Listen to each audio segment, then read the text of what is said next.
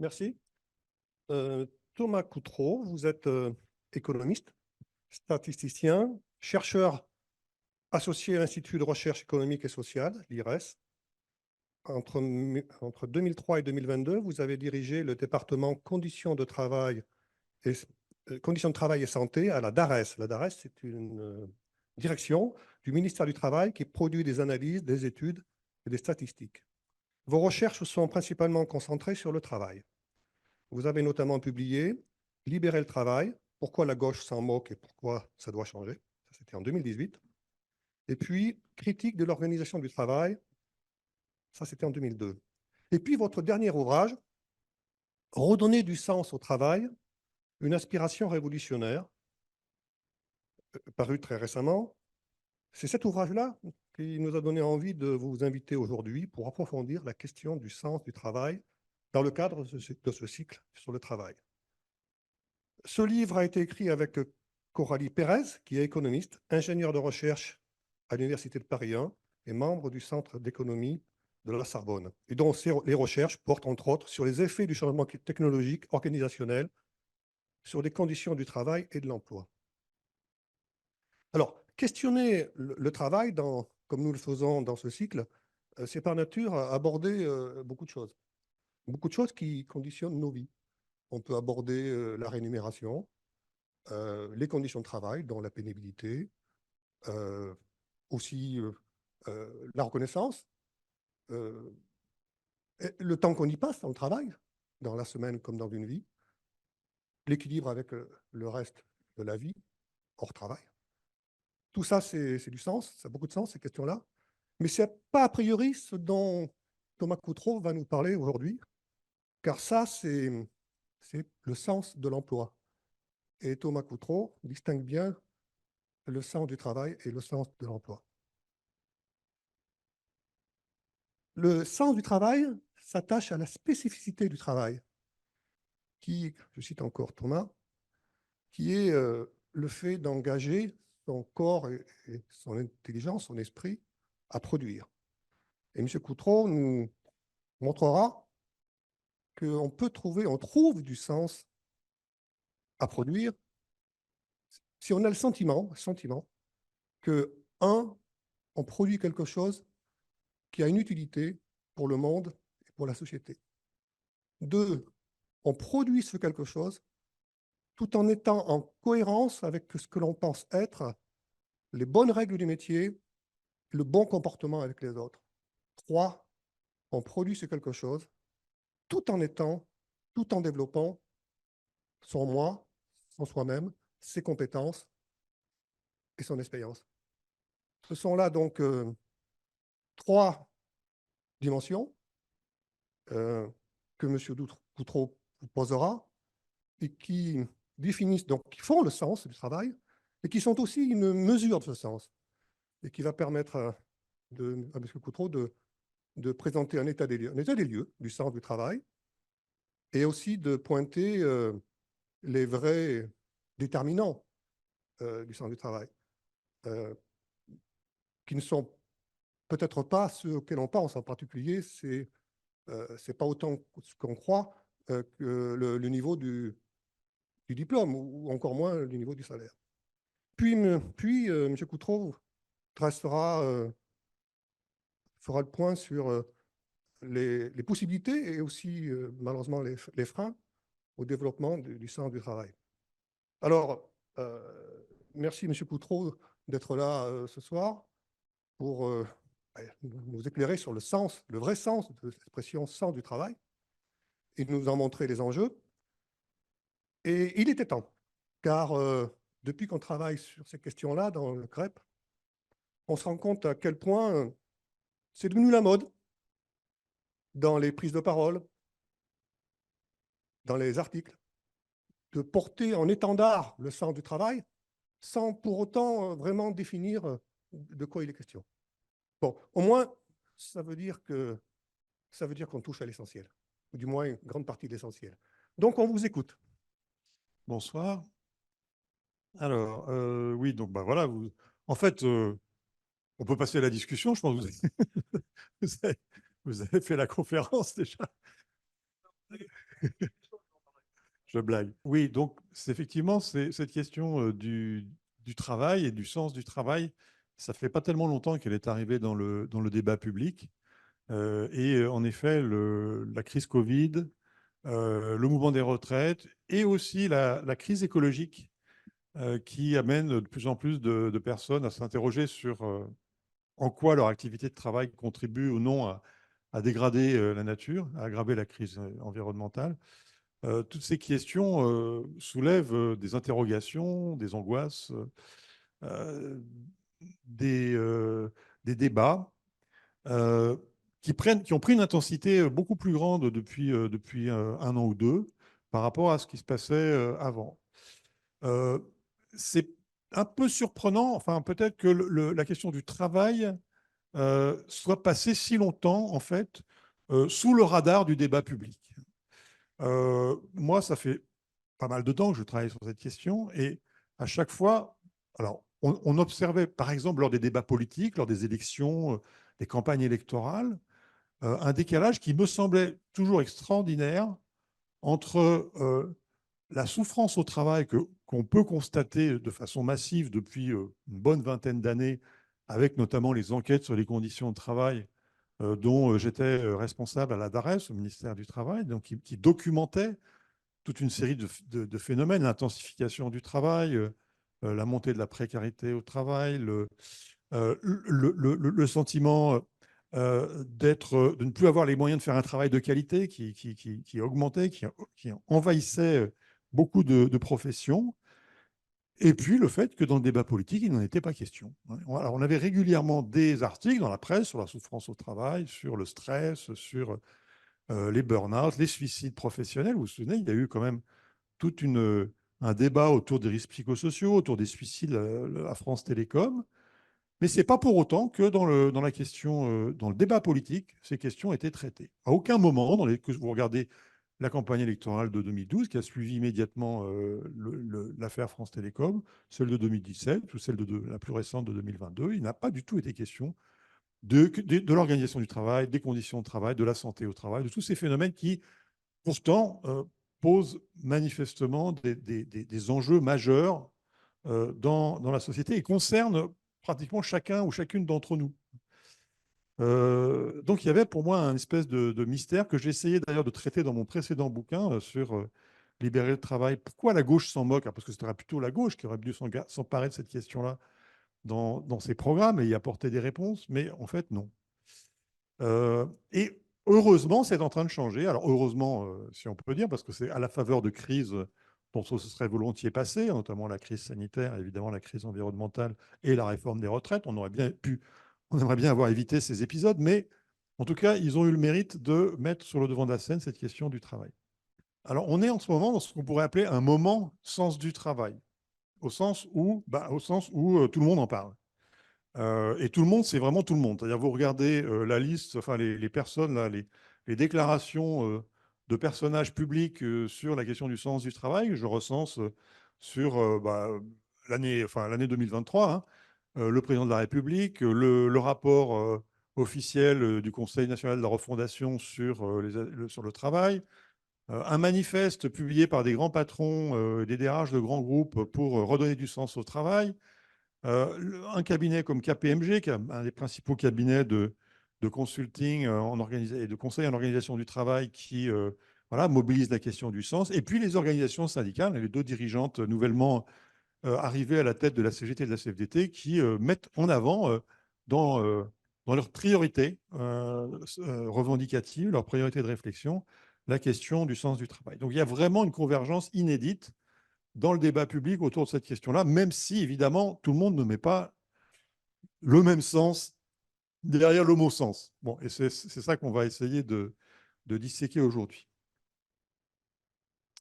Alors, le plan de la présentation, d'abord, je vais évoquer un paradoxe qui est assez frappant, qui est lié au décalage entre les aspirations des salariés et les modes d'organisation des entreprises. Dans un deuxième temps, j'essaierai d'avancer les éléments d'explication de ce paradoxe.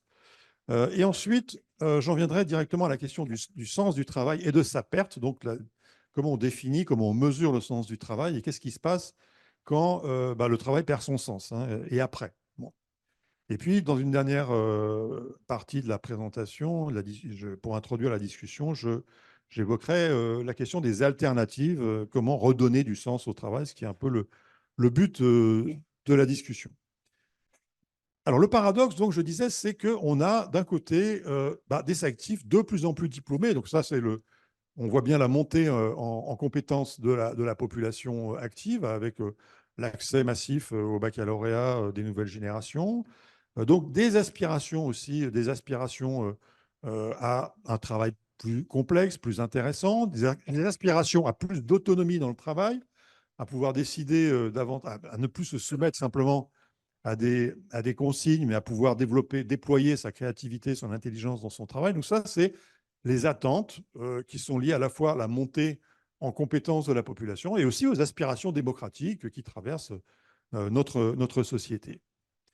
Et en face de ça, on a du côté de l'offre d'organisation du travail par les entreprises, eh bien, on a une érosion de l'autonomie au travail. C'est paradoxal, puisqu'on pourrait s'attendre à ce que les entreprises sollicitent de plus en plus ces compétences que les nouveaux travailleurs amènent sur le marché du travail. Eh bien, si on regarde les enquêtes conditions de travail menées par la DARES depuis plus de 30 ans, on a construit un score d'autonomie au travail avec ces enquêtes, hein, en fonction des réponses des salariés à 4 questions. Je ne vais pas détailler les questions, mais c'est des questions qui ont trait aux marges de manœuvre dans le travail. Eh bien, sur le long terme, on constate, après une période d'augmentation dans les années 90, liée à la mise en place d'une série d'innovations sur lesquelles je reviendrai, eh bien, depuis la mise en place de ces innovations, on a une érosion de l'autonomie au travail, alors ça, à tous les niveaux de la hiérarchie professionnelle, sauf peut-être pour les ouvriers non qualifiés en bas. Mais sinon, vous voyez, que ce soit les cadres, les professions intermédiaires, les ouvriers qualifiés, on a ce mouvement de déclin de l'autonomie depuis le début des années 2000. Du coup, on conçoit que c'est explosif, hein, c'est une contradiction. Enfin, ça peut nourrir évidemment des frustrations, le fait d'avoir un travail de plus en plus normé alors qu'on a des compétences qu'on voudrait déployer dans son travail. Alors, comment expliquer ça? L'explication principale, c'est la façon dont les entreprises ont transformé l'organisation du travail dans les années 90 et les années 2000. Et c'est ce qu'on pourrait appeler une version appauvrie du lean management. Alors, le lean management ou le toyotisme, si vous voulez, c'est une forme d'organisation du travail inventée au Japon dans les années 50 et qui a été copiée à la suite du succès de l'industrie japonaise dans les années 70-80, qui a été copiée par les managers occidentaux en essayant d'imiter les performances remarquables de l'industrie japonaise. Alors, je ne décris pas le modèle qui est présenté là dans un graphique issu d'un manuel de management. Mais en gros, l'idée du lean management originel, hein, le lean management japonais, c'est de réduire les coûts, de réduire les délais, de réduire les stocks et de mettre en juste à temps la production de façon à économiser sur les matières et sur les produits, en sollicitant l'intelligence des salariés, en leur demandant de participer à ce que les Japonais appellent le kaizen, l'amélioration continue des procédés. Et donc, dans le modèle toyotiste, les ouvriers ont une responsabilité importante dans la conception des normes de travail. Et ils ont aussi des moyens d'interrompre l'activité de travail au moment où ils considèrent que ça ne va pas. Il y a un risque de défaut, de mauvaise qualité. Ils peuvent interrompre, par exemple, la chaîne chez Toyota pour faire part de leur inquiétude et trouver avec le manager des solutions et améliorer le process. Ça, c'est le modèle, disons, initial japonais, mais il a été mis en œuvre. Donc, c'est ce qu'on appelle le lead philosophique. Alors, je reprends la terminologie employée par un ergonome, Michel Sailly, qui était ergonome chez Renault et qui a beaucoup travaillé sur ces questions. Et donc, dans le modèle Toyota, la performance, l'amélioration continue est basée sur le respect des hommes et le respect de leur intelligence et de leurs compétences. À l'inverse, dans la façon dont le lean management a été implanté dans les entreprises en France et en Europe et aux États-Unis, alors d'abord dans l'industrie, hein, parce qu'a priori c'était un modèle destiné à organiser le travail industriel, et puis de plus en plus dans les services, y compris dans les services de soins aux personnes, hein.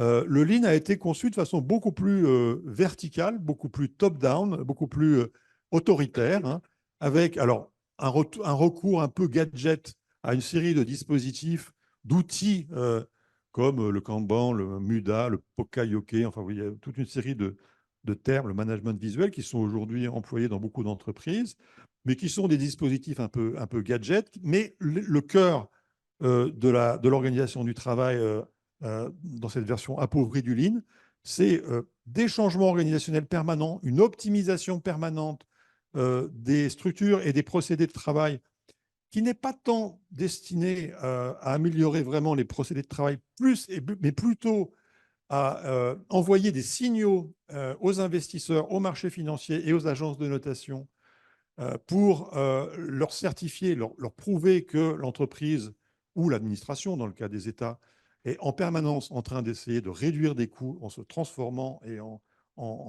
ne se reposant pas sur ses lauriers. Donc ça, c'est très important, le rôle de surplomb des marchés financiers et toute l'industrie du conseil et de l'observation des performances financières qui exerce une pression permanente sur les organisations pour qu'elles renouvellent sans cesse leur structure. Le management se pose beaucoup sur des objectifs chiffrés, donc la décomposition du travail en une série d'objectifs, en une série de tâches quantitativement définies et avec des objectifs chiffrés qui sont fixés de façon extrêmement précise et qui évoluent, alors changent de nature, sont changés régulièrement à chaque changement organisationnel, mais aussi évoluent à la hausse avec des gains de productivité exigés de façon permanente. Et puis, une obligation de reporting permanent, c'est-à-dire sans arrêt indiquer ce qu'on a fait, sans arrêt reporter dans des logiciels, dans des tableaux Excel, les gestes, les actes, les activités qu'on a menées. Ce qui fait que, par exemple, on a pu estimer, dans le cas du travail d'une infirmière à l'hôpital, qu'entre 20 et 30% de son temps de travail est dédié à remplir des tableaux pour tracer son activité, de façon à alimenter les mécaniques budgétaires derrière. Deuxième, alors il y a le management, le lean management appauvri, et deuxième volet de l'explication, mais qui est très étroitement lié à la manière dont le lean management a été implanté en Occident, c'est la transition numérique. La façon dont les technologies de l'informatique et de la communication ont été appliquées dans les modèles organisationnels que je viens d'évoquer, on peut la qualifier de néo-taylorienne, au sens où elle vient reproduire, accentuer les caractéristiques du modèle taylorien. Alors, le modèle taylorien, vous le savez, il repose sur la standardisation des tâches et sur le contrôle de l'exécution de ces tâches et sur la séparation rigide entre le travail de conception de l'organisation du travail et le travail d'exécution. Il y a d'un côté les méthodes, les bureaux des méthodes, les ingénieurs qui décident les gestes de façon très précise qui vont être réalisés par les opérateurs. Et de l'autre côté, les opérateurs, ils ont des scripts et ils doivent les suivre de façon extrêmement stricte et ils sont contrôlés de la façon dont ils exécutent les consignes. Eh bien, c'est une équipe de chercheurs européens qui a fait une étude dans les années 2000 sur l'usage, les restructurations de la chaîne de valeur et l'usage des technologies numériques dans ces restructurations. Et les conclusions de cette étude qui a été menée dans une trentaine d'entreprises dans une dizaine de pays européens, c'est voilà les principes qui sont mis en œuvre dans ces restructurations de chaînes de valeur, dans ces modèles organisationnels. Standardiser les tâches, codifier les savoir-faire pour les numériser, concentrer les connaissances experts dans des bases de données, c'est-à-dire déposséder les salariés de leurs connaissances pour les codifier et les stocker dans des bases de données qui sont ensuite mobilisables à tout moment, créer des paquets de services standardisés, imposer des scripts pour la relation client, c'est typiquement dans les centres d'appel, vous le savez, sous-traiter ou délocaliser ensuite les opérations numérisées et concentrer le travail de conception et d'innovation, l'éloigner du travail d'exécution. Donc on est vraiment dans des modèles organisationnels qui appauvrissent le travail au lieu de l'enrichir, alors même que les salariés seraient plutôt demandeurs du contraire.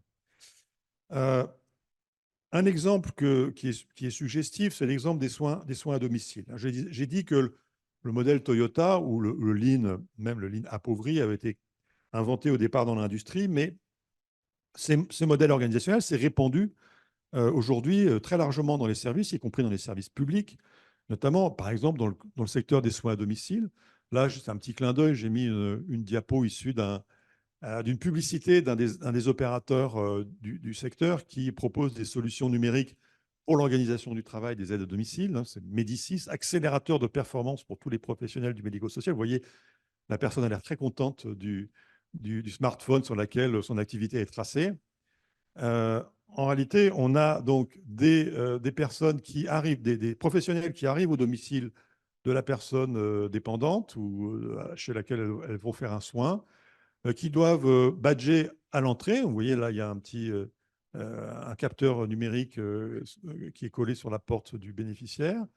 Elles doivent badger à l'entrée. Ensuite, en sortant, elles doivent reporter leurs activités. J'ai fait une toilette, un repas, telle opération de ménage. Et pour chacune de ces activités, elle a un temps alloué, comme les ouvriers à la chaîne ont un temps alloué pour chaque opération. Et donc, elle n'a plus le temps de discuter avec les patients, de savoir quels sont leurs besoins, leurs véritables besoins, s'ils n'auraient pas plutôt besoin de ceci que de cela. Et donc, quand on fait les entretiens avec les professionnels du soin à domicile, elles disent on ne peut plus travailler, on ne peut plus faire correctement notre travail. Et j'en viens donc à cette question du sens du travail. Vous voyez bien que les modes d'organisation que je viens de décrire ne sont pas forcément très propices à trouver du sens à son travail. Encore faudrait-il s'entendre précisément sur ce qu'on entend par sens du travail, parce qu'on peut y mettre beaucoup de choses assez contradictoires, et la discussion est souvent assez confuse sur cette question-là. Donc, on a essayé avec ma collègue Coralie Pérez de clarifier les choses, à la fois sur le plan conceptuel et sur le plan empirique. Donc, les résultats que je vais vous présenter maintenant viennent d'un travail qu'on a mené d'abord dans un document d'études assez technique qui est sorti en 2021, un document d'études de la DARES, donc Service de la recherche et des études du ministère du Travail. Ça s'appelait Quand le travail perd son sens. Et puis, on a essayé de le synthétiser dans un bouquin un peu plus accessible qui s'appelle donc Redonner du sens au travail. Voilà, c'est celui-là. Une aspiration révolutionnaire qui est sorti l'année dernière, en septembre, aux éditions du Seuil. Alors, comme ça a déjà été évoqué, on parle bien ici du travail et pas de l'emploi. Pourquoi on dit ça? Parce que quand on demande, par exemple, il y a beaucoup d'études, notamment en sciences de gestion, sur le sens du travail, qui se basent sur des questionnaires où on demande aux gens est-ce que vous pensez que votre travail a du sens? Alors, tout à fait d'accord, plutôt d'accord, pas du tout d'accord. Et ensuite, les gens font des analyses, les chercheurs font des analyses sur les réponses des salariés, est-ce qu'ils trouvent du sens à leur travail. Mais on s'aperçoit que les personnes qui répondent à ces questions, quand on leur demande est-ce que votre travail a du sens, ils peuvent mettre 10 000 choses derrière ça. En fait, souvent, ils vont dire oui, bien sûr, mon travail a du sens parce que ça me rapporte de l'argent, ça me permet de faire bouillir la marmite. Donc, on a 85% des gens qui disent oui, mon travail a du sens. Donc, on sait que c'est toujours difficile quand on a des questions où 85% des gens répondent la même chose. C'est difficile ensuite d'en tirer une analyse vraiment très intéressante. Après, les gens peuvent trouver du sens à leur travail parce que ça leur permet de nouer des contacts, d'avoir des relations sociales, de se faire des copains, des copines, de discuter, voilà, la sociabilité. Ça permet aussi d'avoir une place dans la société, d'avoir un statut social. Voilà, moi, je suis médecin, moi, je suis éboueur, même si ce n'est pas toujours aussi valorisé, quoique, espérons que ça change. Voilà, donc le travail, ou plutôt l'emploi, hein, le salaire, le statut, les relations qu'on peut déployer sur le lieu de travail, tout ça, ça a trait à la situation d'emploi. Le travail, c'est autre chose. Le travail, c'est ce qu'on fait dans son emploi. Hein. C'est l'activité qu'on déploie pour mener à bien les tâches qu'on doit réaliser, pour atteindre les objectifs qu'on nous fixe ou qu'on se fixe quand on est un travailleur indépendant. Et ça touche des enjeux assez différents. notamment des enjeux de développement et de santé qui sont, on va le voir, beaucoup plus prégnants que pour ce qui est des dimensions de l'emploi. Autrement dit, votre santé mentale, pour le dire de façon brutale, votre santé mentale, elle dépend beaucoup plus de la qualité de votre travail que de la qualité de votre emploi. Je reviendrai là-dessus, mais c'est un point extrêmement important. Alors, donc, essayer de définir le sens du travail en s'attachant au travail comme activité, on l'a fait en se référant à des approches de sociologie du travail, de psychologie du travail, qui se développent depuis maintenant plusieurs décennies, hein, ce qu'on appelle les sciences du travail, et notamment sur la psychodynamique du travail, donc développée par Christophe Dejour, mais qui rejoint d'autres auteurs aussi sur ces enjeux-là. Donc, le travail, c'est une activité de transformation du monde extérieur et du travailleur ou de la travailleuse elle-même. Et donc, quand on transforme le monde matériel, on produit un bien ou un service, ben, le sens que ça a, c'est l'utilité sociale de ce bien et de service. Est-ce que ce que je fais est utile aux autres?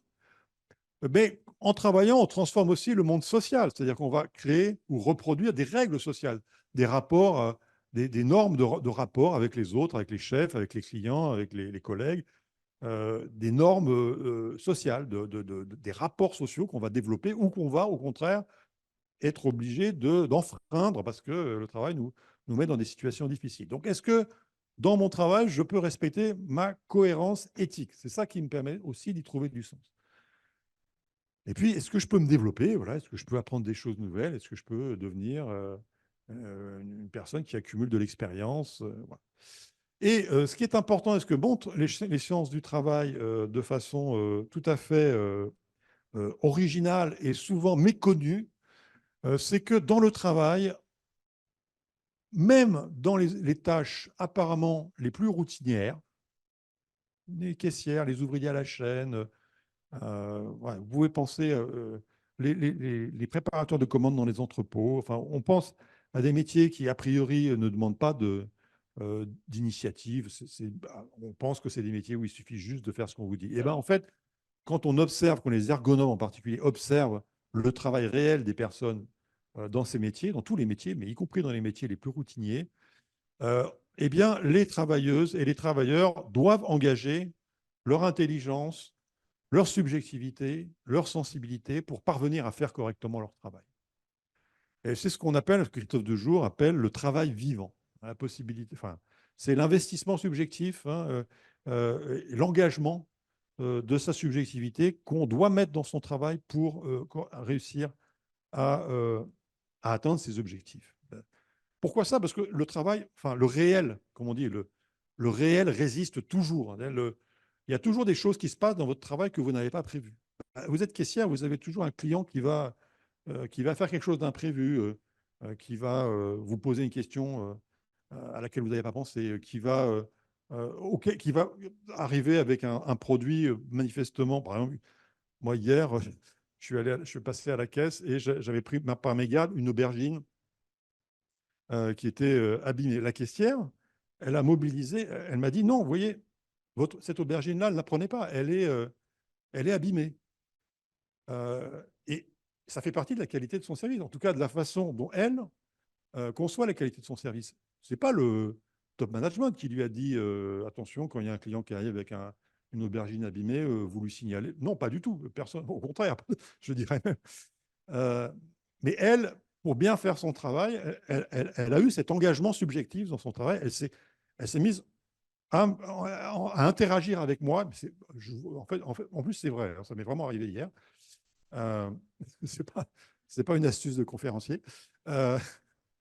Voilà, donc c'est vraiment un exemple tout à fait banal, mais qui fait que au quotidien, même les caissières, hein, et quand vous les interrogez, c'est ce qu'elles vous disent, hein, ce n'est pas juste un fantasme de théoricien, trouvent du sens à ce qu'elles font.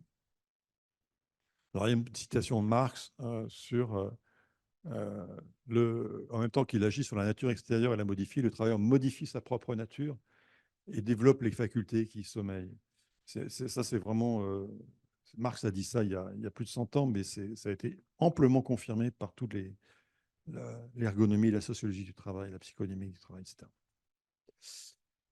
Alors, comment on peut donc mesurer, une fois qu'on a défini le sens, comment est-ce qu'on peut essayer de le mesurer? Ça, c'est avec ma collègue Coralie, on a utilisé nos outils de travail, à nous, hein, statisticiens, économistes, les enquêtes, les grandes enquêtes nationales sur les conditions de travail, donc conditions de travail 2013, ou conditions de travail et risques psychosociaux 2016.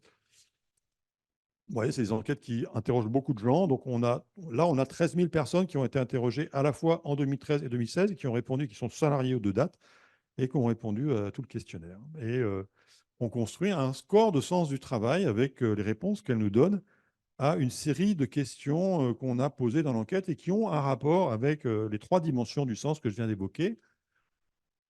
L'utilité sociale en bas, donc par exemple, je suis fier de travailler dans cette entreprise ou cette organisation, toujours, souvent, parfois, jamais. Dans mon travail, je fais quelque chose d'utile aux autres, vous voyez. On a 30% des gens qui répondent toujours, 40% qui répondent souvent. Donc, les gens ont plutôt l'impression de faire un travail utile en général, mais il y a quand même 30% qui trouvent que non. Cohérence éthique, je fais trop vite une opération qui demanderait davantage de soins. Je fais des choses que j'approuve, où j'éprouve la fierté du travail bien fait, mais pas toujours, hein. Et puis la capacité de développement, c'est là où il y a le plus de questions dans le questionnaire, hein. J'ai l'occasion de développer mes compétences professionnelles ou j'ai la possibilité de faire des choses qui me plaisent.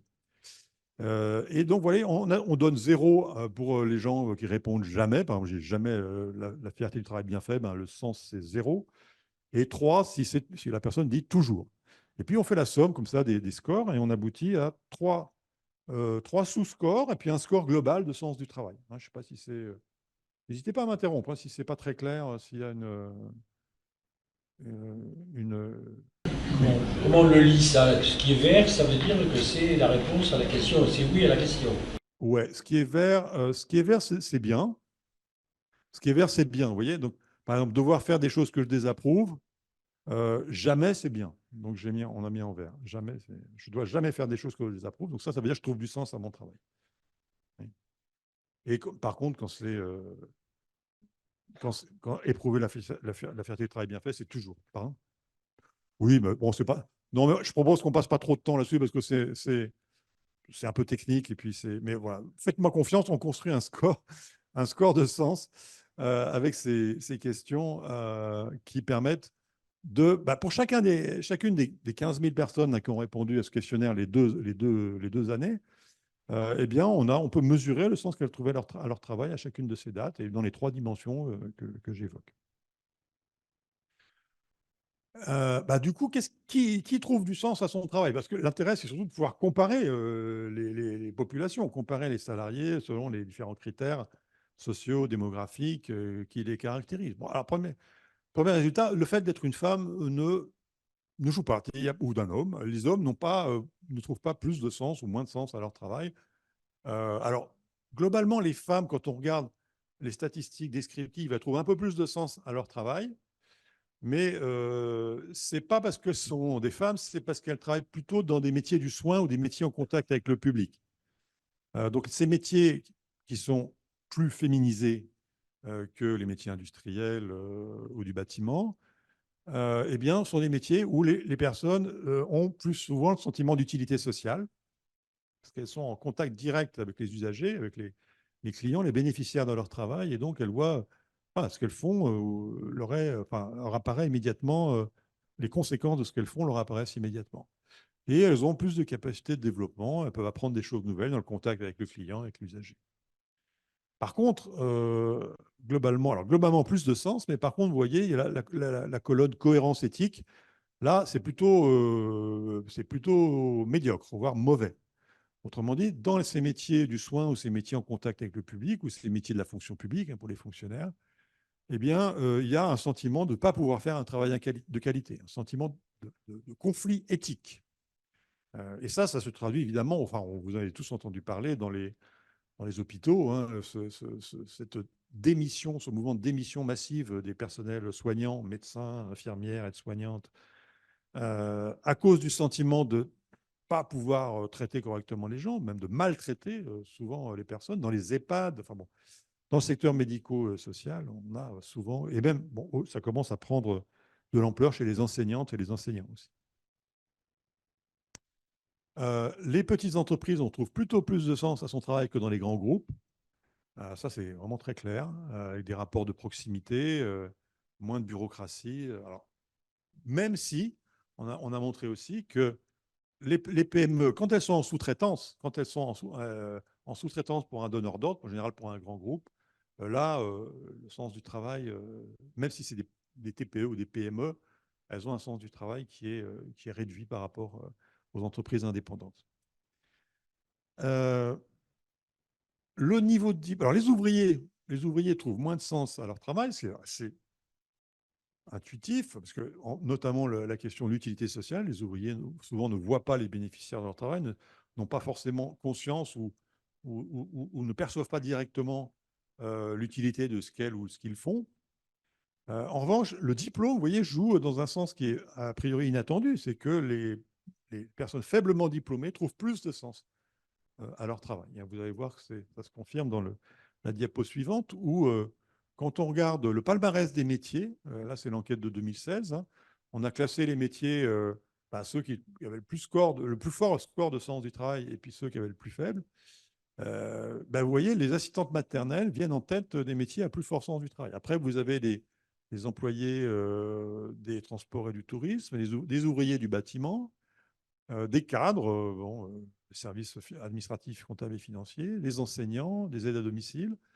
Mais vous voyez, c'est des métiers très divers, où il y a souvent du rapport à des usagers ou des clients, mais où il y a des niveaux de qualification très différents. Ce n'est pas forcément des métiers très qualifiés. Et alors, de l'autre côté, les métiers à plus faible sens, c'est plutôt des métiers peu qualifiés, des ouvriers, des caissiers, caissières, des agents de gardiennage et de sécurité. Mais vous voyez, vous avez aussi les employés de la banque et les cadres de la banque, qui sont plutôt des métiers qualifiés. Mais on pourra y revenir dans la discussion. L'organisation du travail dans les banques est particulièrement déshumanisée, enfin, pour dire les choses brièvement. Alors, donc, du côté, on essaie de confirmer ensuite le diagnostic que j'ai commencé par présenter sur les causes de la perte de sens du travail. Est-ce que ça a un rapport avec le management, le lean management, ou ce qu'on appelle aussi le management par les chiffres, qui se caractérise, je vous le rappelle, par des transformations organisationnelles permanentes, des objectifs chiffrés, du reporting permanent.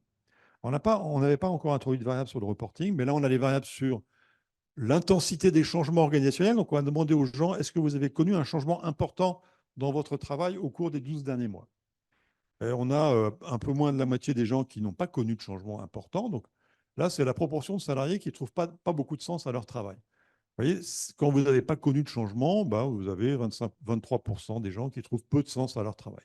Et plus vous connaissez un nombre important de changements dans votre travail, plus le sens de votre travail se dégrade. Donc, c'est bien corrélé à cette obsession de la transformation permanente des organisations qui caractérise ce management par les chiffres, lean management. Les objectifs chiffrés ont aussi un impact très négatif sur la possibilité de trouver du sens à son travail, dans la mesure où ils vont réduire le travail à un chiffre qui, forcément, enfin, souvent, ne fait pas sens, justement, ne correspond pas à ce qui est important pour les personnes dans leur travail. Je donne juste un exemple, mais dans les crèches, par exemple, dans les crèches publiques d'ailleurs, comme dans les crèches privées, le taux d'occupation de la crèche est l'indicateur le plus important par lequel sont évaluées les directrices de crèche. Oui, maximiser le taux d'occupation d'une crèche, vous savez, ça amène à des contorsions de la part des gestionnaires de crèches et à des problèmes dans la qualité aussi. Alors, je n'ai pas le temps de développer, mais dans la qualité des services proposés aux enfants et aux familles qui sont tout à fait délétères pour les personnes. Du côté alors, il y a un conflit émergent, un conflit éthique émergent lié à la crise environnementale que j'évoquais tout à l'heure, qu'on appelait ici le remords écologique, et qui émerge dans le débat public depuis donc quelques années, Et on a seulement commencé à poser la question dans les enquêtes nationales sur les conditions de travail en 2019. Vous voyez, on a été peut-être un petit peu lent à la détente au ministère du Travail, mais voilà, on a posé la question en 2019. Est-ce que votre travail a des conséquences négatives pour l'environnement? On a, vous voyez, donc globalement, on a 30% des gens qui répondent parfois, pardon, qui répondent toujours, souvent ou parfois, et 7% qui répondent toujours ou souvent. C'est en rouge et en orange là sur le tableau. Vous avez voilà, les chiffres, c'est plutôt les agriculteurs et les ouvriers. Donc, c'est des métiers, quand on regarde plus en détail, des métiers qui vont être en contact avec des produits dangereux et être amenés éventuellement à les déverser, alors soit dans les champs, soit dans les égouts ou dans les rivières, dans le cas d'un certain nombre d'usines polluantes. Donc, on est avec ce sentiment émergent qui est qu'on commence à mesurer statistiquement. Donc, vous allez voir qu'il a des conséquences sur la carrière des personnes. Alors, justement, j'en viens à ce que j'appelais tout à l'heure et après. En perte de sens du travail et après. Qu'est-ce qui se passe? Comment réagissent les salariés à cette perte de sens? J'utilise là le cadre théorique d'un sociologue américain qui s'appelle Hirschman et qui dit que, bon, en gros, c'est son bouquin, c'est un bouquin un peu un classique de la sociologie des organisations, qui dit que quand une organisation est confrontée à un choc, un dilemme, un gros problème, pour les membres de l'organisation, il y a 3 attitudes possibles: exit, voice ou loyalty. Exit, je m'en vais, défection. Hein. Voice, je prends la parole et collectivement, et j'essaie de transformer la situation. Donc en restant dans l'organisation. Et loyalty, je me tais et voilà, je baisse je baisse la tête, je courbe l'échine et j'essaie de tenir. Loyauté. Et on va voir les conséquences de le lien entre la perte de sens du travail et ces trois réactions possibles face à une transformation. Alors, exit, c'est par exemple la démission. C'est la forme la plus évidente d'exit.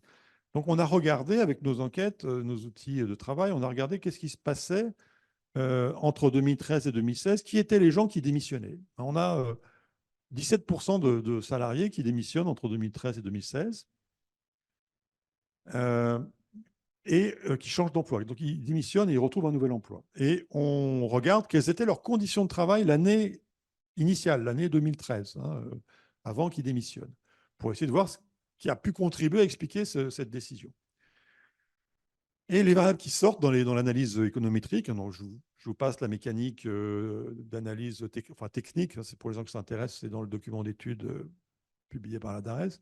Les variables qui expliquent la décision de démission, c'est pas du tout le fait de s'estimer mal payé. On a une question dans l'enquête, est-ce que vous estimez que vous êtes plutôt, par rapport à ce que vous faites, est-ce que vous êtes plutôt bien payé, plutôt mal payé ou payé normalement? Ça ne joue pas significativement sur la décision de démission. Et le niveau de salaire, qu'on introduit aussi dans les modèles, ne joue pas non plus. Ça, d'ailleurs, ça surprend beaucoup mes collègues économistes qui sont persuadés que les gens bougent uniquement pour le salaire. Il y a que ça qui intéresse les gens, c'est le salaire. Bon, en fait, non. Il y a 3 variables qui expliquent la démission. C'est le manque de soutien hiérarchique, la forte intensité du travail et le faible sens du travail. Et c'est cette variable-là qui a le poids le plus important dans la décision. Donc, vous voyez, alors, le manque de soutien hiérarchique, c'est lié, évidemment, on pourrait dire que c'est une caractéristique de l'emploi, mais bon, ça a aussi un manque de coopération dans le travail. Donc, c'est aussi une dimension de l'activité de travail. C'était la première fois, alors ça, c'est la première fois dans la littérature économique, à ma connaissance, qu'on identifie un impact massif du sens du travail sur la mobilité professionnelle. On a une autre manière de faire défection, en tout cas, une autre manière de mesurer ce phénomène de défection, c'est la réponse à la question « Je ne me sens pas capable de faire le même travail qu'actuellement jusqu'à la retraite ». C'est ce qu'on appelle la soutenabilité du travail. Ça a été beaucoup discuté pendant la première moitié de cette année avec le mouvement contre la réforme des retraites, qui était quand même un mouvement profondément ancrés dans ce sentiment qu'on n'arrivait plus à travailler de cette façon-là, et encore moins 2 ans de plus. Ce qui explique ce sentiment d'insoutenabilité du travail, c'est la pénibilité physique, l'intensité du travail et le manque de soutien social, donc c'est les variables qu'on retrouvait tout à l'heure, et aussi le manque de sens du travail. Et ça, c'est d'ailleurs le facteur qui joue le plus au plan quantitatif. Vous voyez, c'est le plus gros, alors ce qu'on appelle un odd ratio, la probabilité de ne pas se sentir capable de faire le même travail jusqu'à la retraite, elle est multipliée par 2 pour les personnes qui trouvent peu de sens à leur travail. Donc il y a un véritable enjeu notamment pour prolonger la vie active après 60 ans. On voit bien que les gens qui ne trouvent pas de sens à leur travail, ils n'y arrivent pas. Ils n'y arriveront pas. Ils n'y arriveront pas. Alors, oui, je fais encore une troisième modalité d'exit, c'est la reconversion, le changement de profession. Et là, un des facteurs qui déclenche ce changement de profession, c'est ce que j'ai appelé tout à l'heure le remords écologique. Là, donc, la question qu'on pose, c'est je vais devoir changer de métier dans les 3 ans, oui ou non? Et vous voyez que plus les personnes considèrent que leur travail porte atteinte à l'environnement, et plus elles vont envisager une reconversion. Alors, ça, c'est en statistique descriptive, on passe de 27 à 38%, c'est assez important comme écart. En fait, c'est un écart de 11%. En fait, seulement la moitié de cet écart est dû à la variable remords écologique. Les autres, bon, le reste, c'est lié aux mauvaises conditions de travail associées à ce remords écologique. Mais en tout cas, ça a un impact important sur les projets de reconversion. Et ça, c'est évidemment quelque chose qui est dans le débat public aujourd'hui, notamment avec les étudiants bifurqueurs, hein, les étudiants des écoles d'ingénieurs qui annoncent qu'ils vont faire de la permaculture dans le Larzac ou rentrer dans l'économie sociale et solidaire plutôt qu'avec des salaires 3 fois ou 4 fois inférieurs à ceux qu'ils pourraient avoir dans les multinationales qui leur tendent les bras. Mais ça ne concerne pas que les jeunes, hein, parce que c'est un point important de l'analyse, c'est que ce lien entre remords écologique et projet de reconversion, il s'observe à tous les âges, pas seulement pour les jeunes. Il s'observe aussi en milieu de carrière et même après 50 ans. Même s'il y a beaucoup moins de reconversions après 50 ans, bien sûr, mais le poids de cette considération environnementale dans les reconversions est comparable. Alors oui, une quatrième modalité d'exit, mais qui concerne plutôt le hors-travail. Alors là, je vais juste mentionner ça, on pourrait y revenir à la discussion, je ne développerai pas, mais on a pu identifier les effets de l'organisation du travail, en particulier du manque d'autonomie, sur le comportement électoral des salariés. Et en particulier, le fait que quand vous vous sentez démuni, dépossédé de tout pouvoir dans votre vie quotidienne au travail, bien vous avez tendance à reporter ce sentiment d'impuissance dans la vie politique et à vous abstenir beaucoup plus aux élections ou alors à voter pour des candidats des candidats auxquels vous allez vous remettre, des candidats autoritaires ou charismatiques, ça dépend comment on veut nommer les choses. Mais vous voyez, là, donc c'est des scores. L'abstention ou le vote Le Pen ou le vote Mélenchon en 2017 décroissent avec le niveau d'autonomie au travail. Alors, et ce n'est pas lié seulement au fait que c'est un électorat plus populaire qui s'abstient ou qui vote Le Pen ou qui vote Mélenchon, plus populaire, donc avec moins d'autonomie au travail, mais si on contrôle le métier, le diplôme, le niveau de salaire, etc., cette corrélation subsiste. Voilà pour l'exit. Alors maintenant, la prise de parole, est-ce que la perte de sens du travail va favoriser la mobilisation, hein, va favoriser la syndicalisation en l'occurrence? On a l'indicateur qu'on utilise pour mesurer la prise de parole, c'est j'adhère à un syndicat entre 2013 et 2016. J'avais des mauvaises conditions de travail en 2013. Est-ce que ça développe ma propension à adhérer à un syndicat en 2016? On voit qu'il y a des conditions de travail, oui, ça marche, hein, le faible soutien des collègues, l'insécurité, le risque de perdre son emploi, c'est l'insécurité socio-économique, ça contribue à développer la probabilité d'adhérer à un syndicat. Par contre, l'indicateur de sens du travail, il ne marche pas, il n'est pas significatif. Il y a une seule de ces dimensions qui fonctionne, c'est la faible capacité de développement, qui joue significativement sur la probabilité de se syndiquer. s'il vous plaît. Oui. Je ne comprends pas pourquoi le 1,26 est plus court que le 1,25 du bas.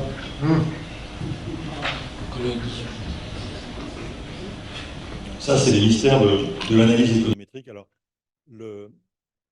les bâtons, là, c'est des statistiques descriptives, c'est les chiffres, c'est la proportion, vous voyez. Par exemple, faible soutien des collègues, on a presque 6% des salariés qui avaient un faible soutien de leurs collègues en 2013, qui se sont syndiqués entre 2013 et 2016. Mais quand on met toutes ces variables dans un modèle économétrique, eh bien, parfois la hiérarchie des facteurs est modifiée par rapport à la hiérarchie qui ressortait de l'analyse descriptive. La hiérarchie explicative des facteurs est parfois modifiée, donc ça serait un peu compliqué de rentrer dans le détail technique, mais disons qu'il y a des effets de structure qui, dans ces chiffres-là, ils sont le produit d'effets de structure que l'analyse économétrique neutralise. Et du coup, ça donne des résultats qui sont parfois un peu différents dans la hiérarchie des facteurs explicatifs. Mais c'est... Pardon. Oui. Il faut que j'avance. Le loyalty, donc quand on serre les dents, qu'est-ce qui se passe? On met en danger sa santé. Donc là, c'est très net. Le risque, ça, c'est le pourcentage de salariés qui rentrent en dépression entre 2013 et 2016. Et vous voyez qu'il est beaucoup plus élevé pour les salariés dont le travail perd son sens entre ces 2 années. Autrement dit, si vous êtes dans une situation où votre travail perd son sens et vous restez dans votre emploi, vous avez une probabilité multipliée par 2 d'entrer en dépression par rapport aux gens dont le travail n'a pas perdu son sens. Ils sont en bleu. Et ça, c'est vrai à tous les niveaux de la hiérarchie sociale. Ça, c'est particulièrement intéressant et peut-être contre-intuitif, parce que je dis tout à l'heure que les ouvriers trouvaient moins de sens à leur travail. Pour autant, le sens est tout aussi important pour eux que pour les cadres. C'est-à-dire ils en ont moins, et donc forcément, ils sont moins satisfaits de leur travail.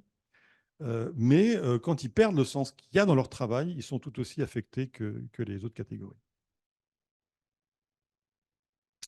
Et j'en viens enfin, parce qu'il faut que je m'achemine vers la fin, à la question des alternatives. Donc, j'insisterai surtout sur ce graphique-là, qui met en évidence peut-être le principe directeur, selon moi, enfin selon nous, le principe directeur de la réflexion sur les alternatives à cette question de la perte de sens du travail. Le principe directeur, c'est de développer le pouvoir d'agir des salariés sur leur travail. Et comment alors ça, c'est une conclusion assez banale, en fait, du point de vue des sciences du travail. Quand vous demandez à des ergonomes ou à des psychologues du travail ou des psychodynamiciens du travail, qu'est-ce qu'il faudrait faire pour améliorer la qualité de vie au travail, la satisfaction au travail, le sens du travail que les personnes peuvent trouver, ils vont tous vous dire, l'essentiel, ce serait d'arriver à faire prendre en compte le travail réel par les organisateurs du travail. Et pour faire prendre en compte le travail réel par les organisateurs du travail, il faut que les salariés puissent s'exprimer, puissent exprimer leur point de vue sur ce qu'ils font réellement dans leur travail et le faire valoir dans les décisions d'organisation. Autrement dit, il faut que la vérité du terrain puisse remonter pour que l'organisation en tienne compte et fasse sens du point de vue des opérateurs et des opératrices, des personnes qui sont au travail. C'est une évidence pour les ergonomes, les psychologues du travail. Bon. Là, les chiffres ne font que confirmer ce que ces gens-là nous disent depuis longtemps. On a demandé aux gens, est-ce que lorsque vous avez connu un changement dans votre travail, est-ce que vous avez été informé avant ce changement? Si vous avez été informé, si vous avez été informé, est-ce que vous avez été consulté? Et si vous avez été consulté, est-ce que vous avez eu une influence sur le changement? Vous voyez, donc, c'est 3 niveaux de participation. Quand les salariés ne sont pas informés, ils sont la moitié à être dans une situation où ils ne trouvent pas de sens à leur travail. Autrement dit, c'est un impact massif de la transformation, du changement imposé sans information sur la dégradation du sens du travail. Quand les personnes ont été informées mais pas consultées, la situation est un peu moins mauvaise, mais elle n'est pas terrible. On a presque 30%, enfin 28% de gens qui ne trouvent pas sens à leur travail. Quand ils ont été consultés mais pas écoutés, la situation est encore pire, c'est-à-dire il vaut mieux pas demander leur avis aux gens si on n'en tient pas compte après. Et la situation optimale, c'est les gens qui ont pu être écoutés. Les gens qui ont le sentiment que ce qu'ils ont dit a servi, enfin, a influencé la façon dont le changement a été mis en œuvre. Et là, vous voyez, ces gens-là, ils trouvent plus de sens à leur travail que ceux qui n'ont pas connu du tout de changement dans leur travail. Autrement dit, ce n'est pas tant le changement, il n'y a pas de résistance au changement, comme on dit souvent. Il y a une mauvaise sociologie qui parle toujours de résistance au changement. En fait, les sociologues, les vrais sociologues, vous expliquent qu'il n'y a pas de résistance au changement. Il y a des résistances à des changements imposés. Et là, c'est typiquement, il y a une résistance, enfin, il y a une dégradation de la situation quand le changement est imposé et que les gens n'en voient pas le sens. On a le même phénomène quantitativement pour les objectifs chiffrés. Donc, quand les personnes n'ont pas d'objectifs chiffrés, bon, bah, il y en a 20% qui ne trouvent pas de sens à leur travail, mais ça, je veux dire, c'est juste une convention statistique. On a pris le premier quintile de la distribution d'indicateurs de sens, donc c'est normal. Enfin, par définition, on a 20% de gens qui ne trouvent pas de sens. Quand les gens peuvent modifier, c'est une question qu'on leur pose dans l'enquête, hein, est-ce que vous avez été associé à la définition d'objectif? Donc, quand ils ont été associés à la définition d'objectif, ça ne change pas du tout le sens qu'ils trouvent à leur travail. Par contre, quand l'objectif est imposé sans discussion, là, la dégradation du sens est massive parce que l'écart, à nouveau, c'est cette question, l'écart entre le travail prescrit et le travail réel est maximum. Hein. Les gens, ce qu'on leur demande de faire ne correspond pas à ce qu'ils peuvent et veulent faire réellement et à ce qui est légitime à leurs yeux et par rapport à leurs usagers, leurs clients. Du coup, voilà. Du coup, on peut conclure sur les pistes pour mettre en œuvre ce développement du pouvoir d'agir des salariés sur leur travail, cette démocratisation de l'organisation du travail. Il y a plusieurs pistes qu'on peut mettre en avant. Donc, alors, l'une d'elles, c'est la responsabilité sociale et environnementale. Je dirais que c'est un peu périphérique parce que ça ne touche pas l'organisation du travail, ça touche le sens, au sens général, c'est-à-dire l'idée que l'activité de l'entreprise aurait un impact positif sur l'environnement ou sur la société. Donc, vous savez, il y a beaucoup d'entreprises qui développent des démarches de RSE, qui ont une sorte de diplôme, une certification par des cabinets d'audit extérieurs. Et là, on a regardé simplement avec les enquêtes qu'on a, est-ce que les gens qui sont dans des salariés qui sont dans des entreprises certifiées RSE, est-ce qu'ils trouvent plus de sens à leur travail que quand ils sont entreprises non certifiées? Ben, ouais, la réponse est non. Il y a pas, ça n'a pas d'impact sur le sens du travail. Et donc, les pistes qu'on peut développer, là, c'est la question du management humaniste, qu'on appelle le management humaniste ou la gouvernance partagée. Donc, c'est des formes d'organisation du travail qui vont rompre avec le lean management autoritaire que j'expliquais tout à l'heure. Et alors là, bon, je ne vais pas développer cette fresque du travail, mais bon, je vais passer, on y reviendra dans la discussion. C'est le management humaniste, vous voyez, c'est un management qui se pose la question de l'autonomie au travail et qui prend au sérieux cette question-là et qui essaie de s'opposer à la doxa taylorienne qui domine largement les écoles de management et surtout les praticiens, les pratiques du management depuis très longtemps, depuis Taylor. Et donc là, j'ai listé un peu les dominations des équipes, enfin, pardon, des écoles de management, des écoles de théorie de gestion et d'organisation des entreprises qui se sont succédées depuis les années 50. Vous voyez, il y a eu beaucoup d'écoles qui se sont succédées, mais l'idée, généralement, c'est de développer le travail en équipe autonome et de responsabiliser les salariés par rapport à leur travail. Le dernier avatar, c'est l'entreprise libérée. Voilà, je ne veux pas rentrer dans les détails. Hein, ça, c'est un ouvrage de conseil en organisation qui développe, qui s'appelle « Faut-il libérer l'entreprise? Confiance, responsabilité et autonomie au travail ». Donc, c'est des initiatives très intéressantes menées par un ensemble de patrons innovants qui cherchent à transformer et à développer l'autonomie et l'initiative de leurs salariés. On a maintenant un certain nombre d'études. Alors, les ouvrages auxquels je fais référence là, sont en bas de la diapo, qui tirent un peu un premier bilan de ces expériences avec effectivement des aspects positifs, un travail qui a plus de sens, des tâches plus riches et plus variées, mais aussi un risque d'intensification du travail, puisque les salariés font plus qu'avant, et surtout des expériences très instables avec des retours en arrière liés à des changements de direction. On a des expérimentations du côté de la gouvernance partagée, en particulier du développement des coopératives, et notamment des coopératives d'intérêt collectif. On pourra y revenir dans la discussion, si vous voulez. Sociétés coopératives d'intérêt collectif, où il y a vraiment une gouvernance partagée. Ce n'est pas seulement les salariés, comme dans les scopes, mais c'est aussi les usagers, les collectivités locales, les associations qui peuvent participer au conseil d'administration.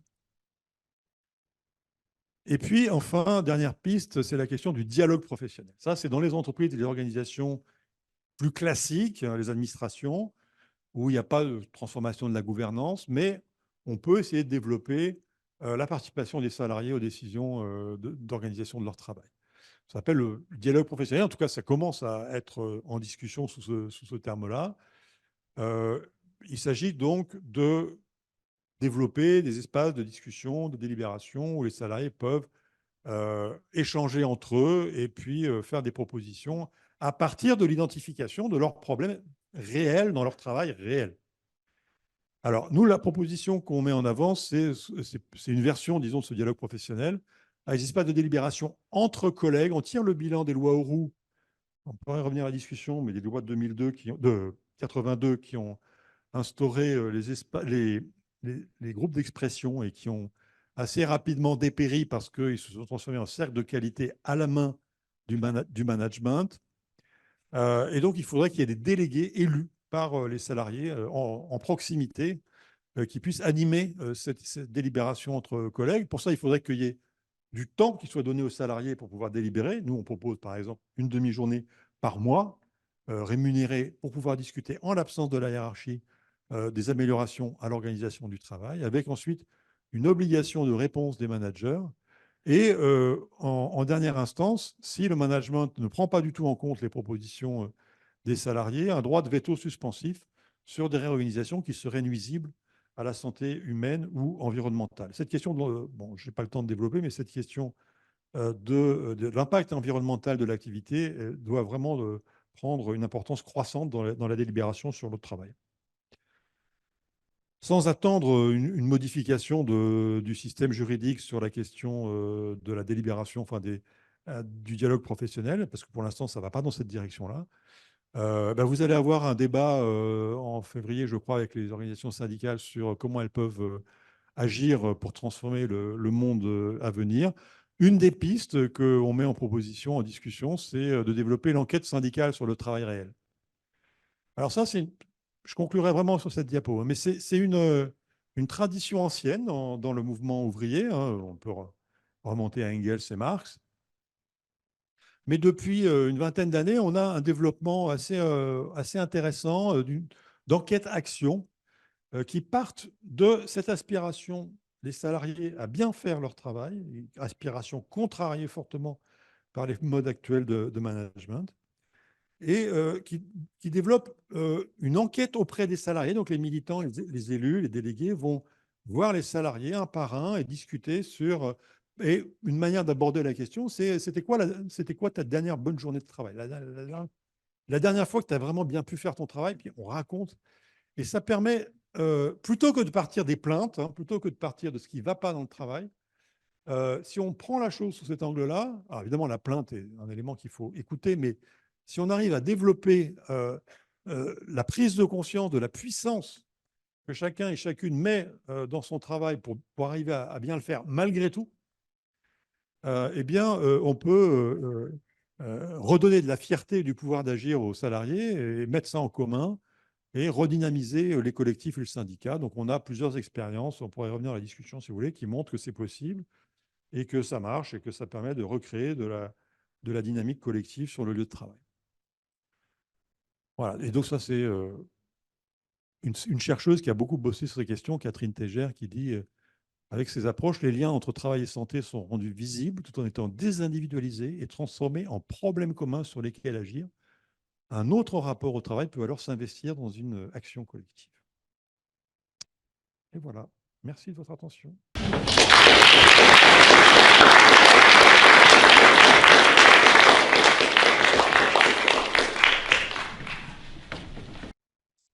Juste par rapport à l'enquête sur les 13 000 et quelques, là, quelle était la répartition socio-professionnelle et autres, les catégories, comment c'était choisi et sur quelle base, et est-ce que c'était bien représentatif de l'ensemble des 30 millions de Français qui travaillent?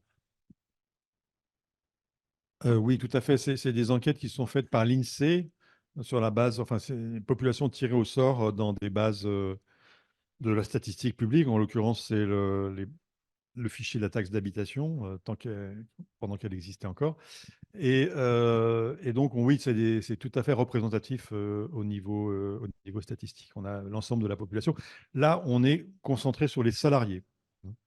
Parce qu'on n'a pas étudié les indépendants dans la mesure où les questions concernant leur autonomie, et ils n'ont pas de chef, les indépendants, donc toutes les questions de rapport au supérieur, on ne peut pas les analyser dans le cas des indépendants. Or, ça joue un rôle important, comme vous l'avez vu dans la présentation, ça joue un rôle important dans les questions de mobilité professionnelle, de santé, etc.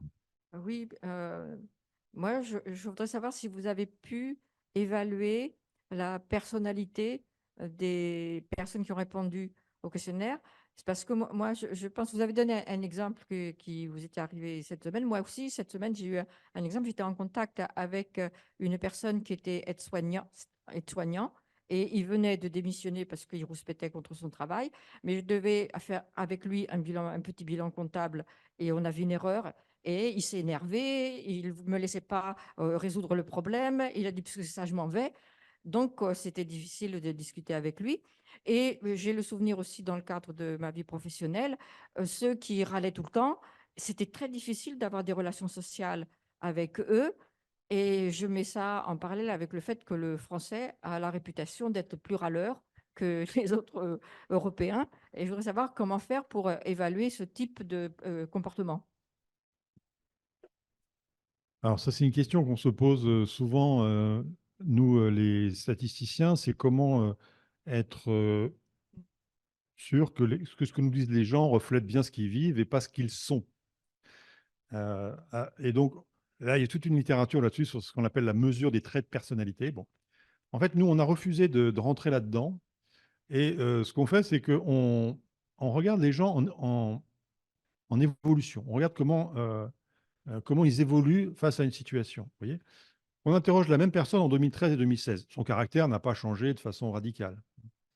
Et ce qu'on constate, c'est que la personne qui trouvait pas de sens qui trouvait beaucoup de sens à son travail en 2013 et qui n'en trouve plus en 2016, c'est toujours la même personne. Eh bien, sa santé se dégrade, ou alors elle a démissionné. Vous voyez, en fait, le fait d'observer les personnes 2 années différentes et de les suivre dans le temps, ça permet de neutraliser l'impact que pourraient avoir les traits de personnalité. Et ça, effectivement, c'est une objection que beaucoup de gens peuvent faire à ces analyses. Mais là, le fait d'avoir une observation, ce qu'on appelle une observation longitudinale, ça neutralise l'impact des traits de caractère sur les phénomènes qu'on observe. La personne, elle est, voilà. Ah, sauf si son caractère a complètement changé entre les deux enquêtes, mais bon, là, ça devient un petit peu plus compliqué. Oui, excellent, j'ai beaucoup appris. Mais je me pose une question. Vous êtes donc, ou vous avez été fonctionnaire, et donc, que devient cette magnifique photographie du monde du travail? Qu'est-ce que l'État fait de tant d'informations? Est-ce qu'elle le transmet au MEDEF? Est-ce qu'elle le transmet aux syndicats? Est-ce qu'elle le transmet à des décisionnaires? Dites-moi, quelle est la suite? Alors, je vous ai cité là, au début de la première diapo, on a par exemple le rapport du Conseil national de la refondation sur les assises du travail. Moi, j'ai été auditionné par les experts qui ont rédigé ce rapport et beaucoup de collègues spécialistes du travail ont été auditionnés aussi. Et dans ce rapport, vous trouvez des choses plutôt intéressantes, hein, des constats, des analyses qui reprennent en gros ce que je viens de vous expliquer. Donc ça, c'est remis au président de la République. Et notamment, il y a, par exemple, une des propositions de ce rapport qui est intéressante, c'est de rajouter, il y a des principes de la prévention. Vous savez, il y a des principes qui s'imposent aux entreprises pour organiser la prévention des risques professionnels. L'employeur est responsable de toute dégradation de la santé d'un de ses salariés occasionnée par le travail. Il est responsable civilement et pénalement.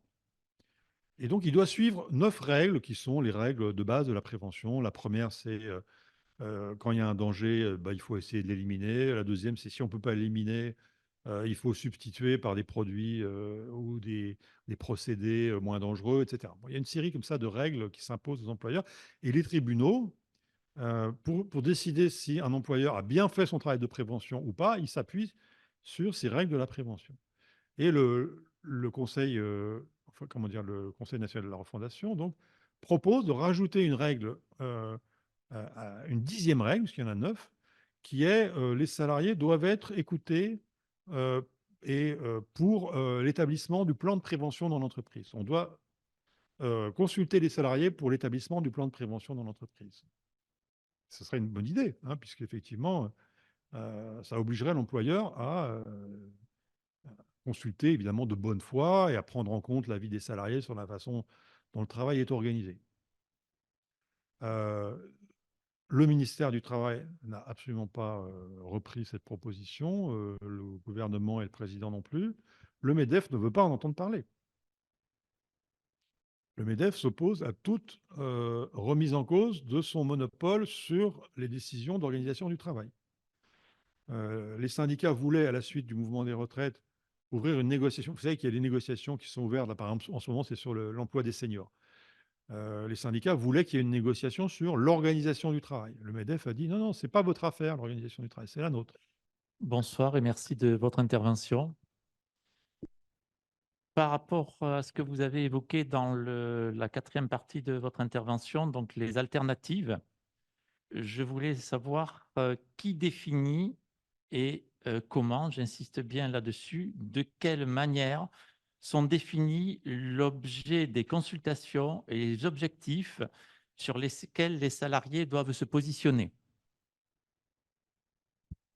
Excusez-moi, je n'ai pas bien compris votre question. Les consultations et les Alors, objectifs. qui définit et comment, de quelle manière sont définis l'objet des consultations et les objectifs sur lesquels les salariés doivent se positionner dans la consultation? Dans le dialogue professionnel Oui. que j'ai essayé de décrire, oui. Là, en fait, c'est les salariés qui décident, hein. Vous réunissez, enfin, imaginez que vous avez donc je sais pas, un service, je sais pas, commercial d'une entreprise. Eh ben, les salariés vont se réunir avec un élu, un d'entre eux qui a été élu ou une d'entre elles qui a été élue pour animer la discussion. Et donc, ils vont commencer à discuter qu'est-ce qui va dans le travail, qu'est-ce qui ne va pas, quel caillou on a vraiment dans la chaussure qui nous empêche de bosser correctement, voilà. Et c'est eux qui vont décider, hein, de quoi ils vont discuter et qu'est-ce qu'ils vont mettre en avant comme proposition. Alors, merci d'avoir fait cette réponse. Donc, je m'attendais effectivement à cette réponse. J'ai été moi-même donc représentant du personnel et je sais très bien que ce que vous évoquez là, c'est en théorie. Dans la pratique, ce n'est pas du tout comme ça. C'est pour ça que j'ai posé la question très ouverte. Ce n'est pas les salariés qui décident. C'est l'employeur qui s'arrange pour présenter les choses, pour les orienter dans l'axe dans lequel il veut aller et dans les objectifs qu'il veut atteindre. Oui, Est-ce que vous avez quelque chose à répondre à mon commentaire qui est peut-être un peu abrupt? Non, non, mais c'est bien pour ça que j'ai insisté sur le fait que la réunion doit être animée par un élu du personnel et pas par un manager. Mais même si c'est animé, j'ai été élu, donc représentant du personnel et délégué syndical. Même si c'est porté par un délégué syndical, quel pouvoir vous avez face à une entreprise moyenne, peut-être PME, vis-à-vis de votre employeur? Après, ça va être retoqué, ça va être reformulé, remodifié. Ce n'est pas ce que les représentants du personnel vont porter devant la direction qui va être soumis au vote, parce que tout simplement, il y aura une bonne raison qui va faire que ça ne peut pas passer dans l'entreprise. Ce n'est pas comme ça qu'il faut présenter les choses. Voilà. Alors, c'est pour ça aussi que j'ai insisté sur le fait que l'employeur doit répondre explicitement aux propositions qui sont faites, positivement ou négativement. J'avais bien noté, effectivement, c'était l'objet, je garde le micro tant que je l'ai, effectivement, c'était l'objet d'une autre de mes questions. L'employeur, vous avez mis donc, doit répondre, une obligation de réponse du management, c'est ce que j'avais noté tout à l'heure, effectivement, mais qu'il existe le contre-pouvoir. La réponse de l'employeur, une fois que vous l'avez, quel que soit le sujet défini, que l'employeur aura probablement lui-même déjà défini de façon à ce qu'il lui soit relativement favorable. Après, une fois qu'il aura fait sa réponse, en tenant compte des contingences qui sont les siennes et qui sont aussi, il faut le voir, qui sont aussi parfois réels. Ce côté-là, il y a aussi de la mauvaise foi de sa part, mais il y a aussi des obligations qui ne peuvent pas être taxées de mauvaise foi de sa part. Donc, à partir de là, effectivement, quel est le contre-pouvoir qui s'exerce dans l'entreprise, concrètement? Et là, je parle bien du secteur privé, parce que justement, c'était le troisième point. Bon, après, je rendrai le micro. Le troisième point, effectivement, ce que vous évoquez, c'est quoi? C'est dans l'administration ou dans le secteur privé? Voilà. Et là, je pense que j'ai fini de poser mes questions. Alors, c'est dans les deux. Mais vous n'êtes pas sans savoir que l'employeur est responsable civilement et pénalement des atteintes à la santé des salariés à l'occasion du travail. Donc, si vous avez une proposition qui vient d'un collectif de travail et que vous la refusez, en tant qu'employeur, vous considérez que cette proposition n'est pas raisonnable, que ça ne sert à rien, bon, ce qui est tout à fait votre droit, hein, je ne dis pas le contraire. Donc, vous notifiez cette réponse au délégué qui vous l'a apportée. Vous dites non, votre proposition, je ne la mettrai pas en œuvre pour telle et telle raison. Surgit un accident du travail quelques semaines, quelques mois plus tard, une maladie professionnelle, une dépression, un suicide.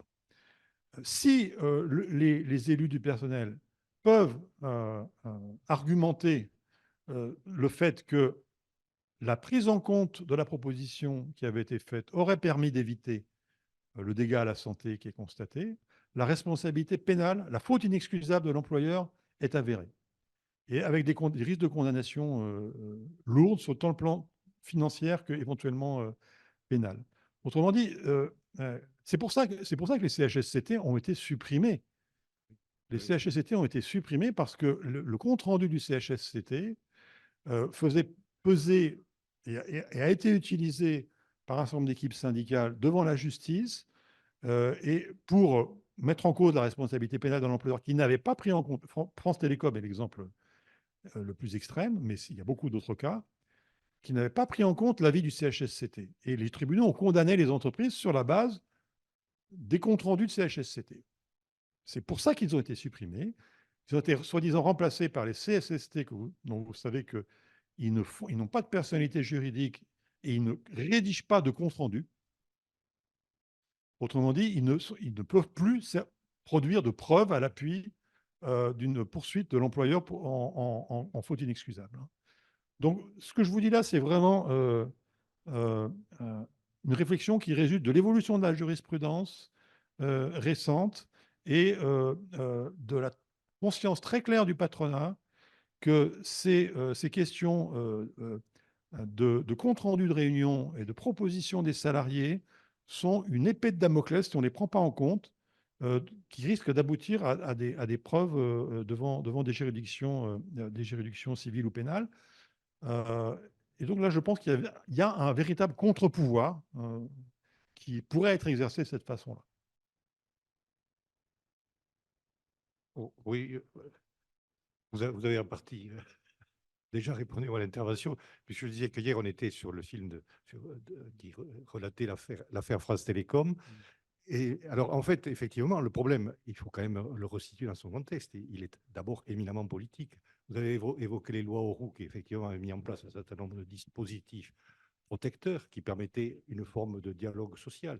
Mais ce dialogue social, il a été au fil du temps par les différents gouvernements, qu'ils soient de gauche ou de droite, perverti, chaque fois retoquant ce droit du travail, et c'est encore à l'ordre du jour actuellement, en enlevant toujours de plus en plus de droits. Les derniers, c'est effectivement les CHSCT qui ont été supprimés. Donc, le problème, il est d'abord politique.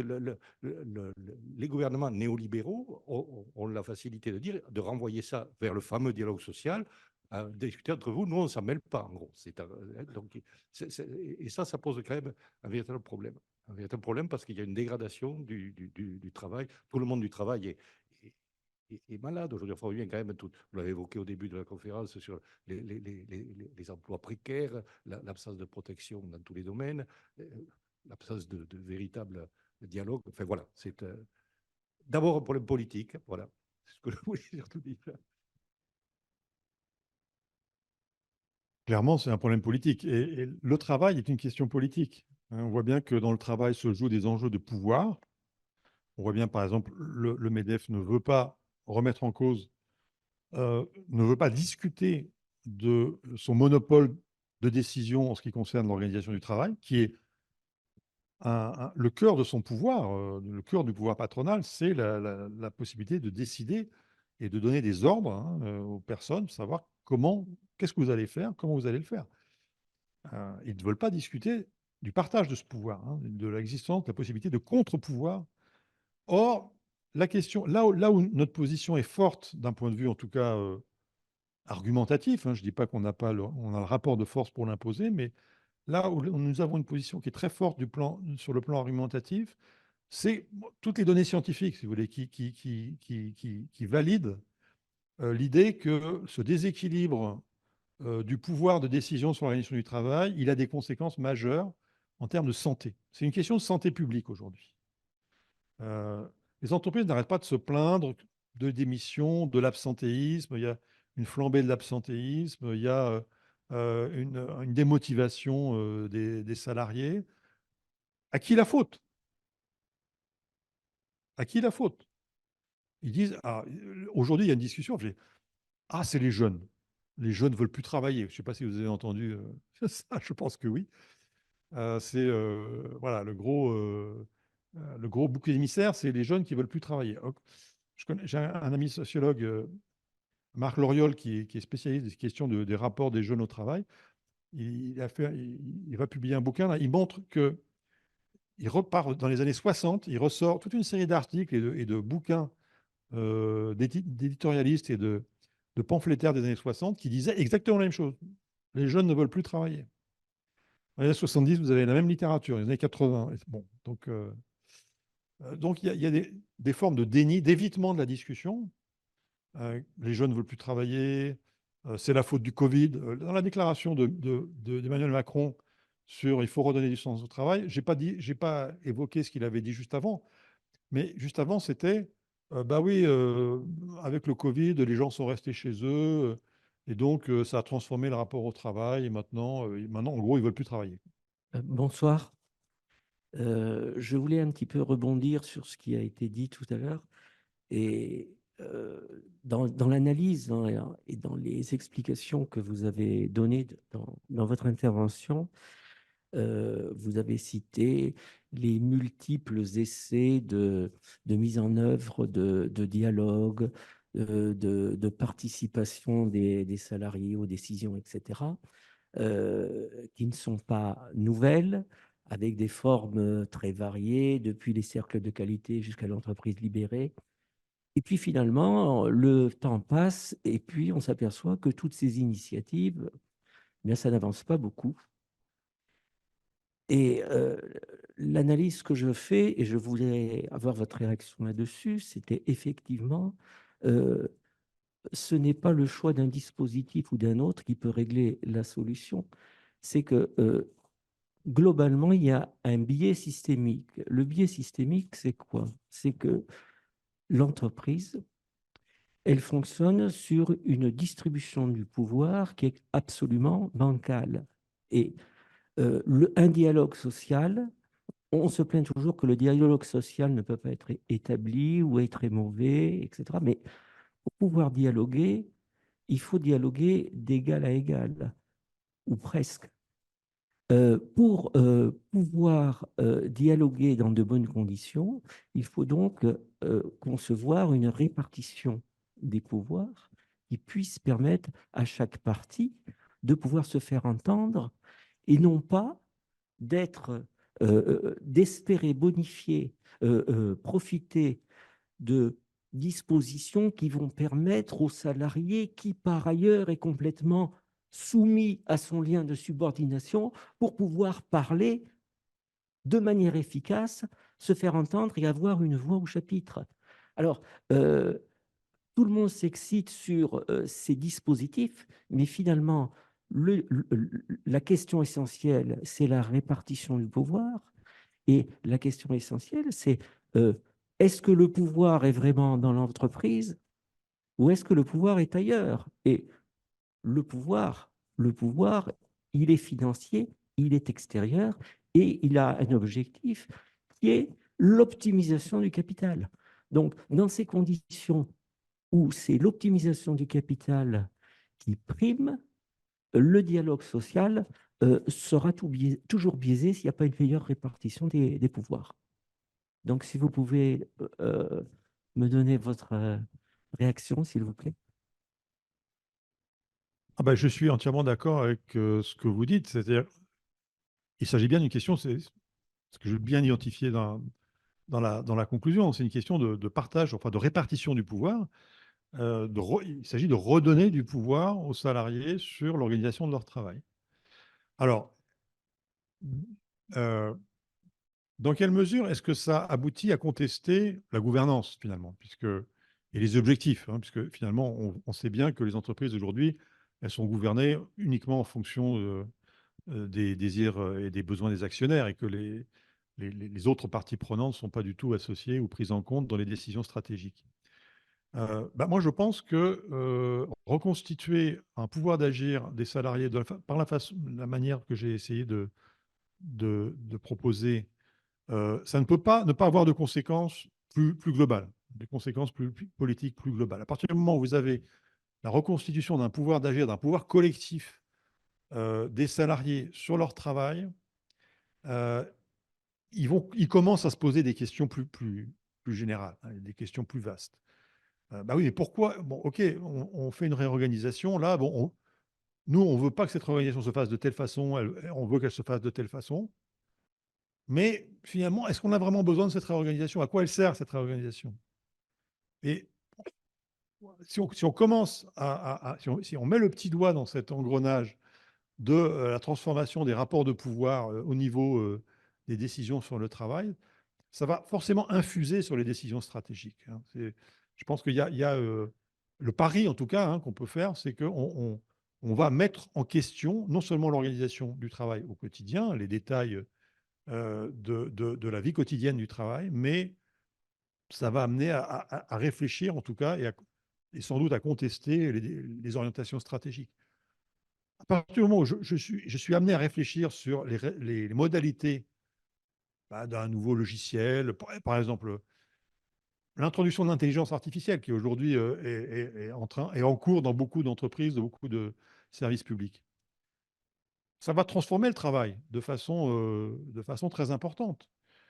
Si on ne prend pas en compte la vie des gens sur la manière dont leur travail est transformé par ces technologies, ça va être probablement des effets catastrophiques sur leur santé, sur la qualité de leur travail, etc.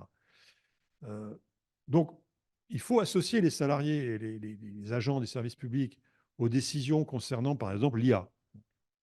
Mais à partir du moment où on les associe à ces décisions-là, on sollicite leur intelligence, leur réflexion là-dessus, ils vont se poser la question, oui, ok, l'IA, mais pourquoi faire?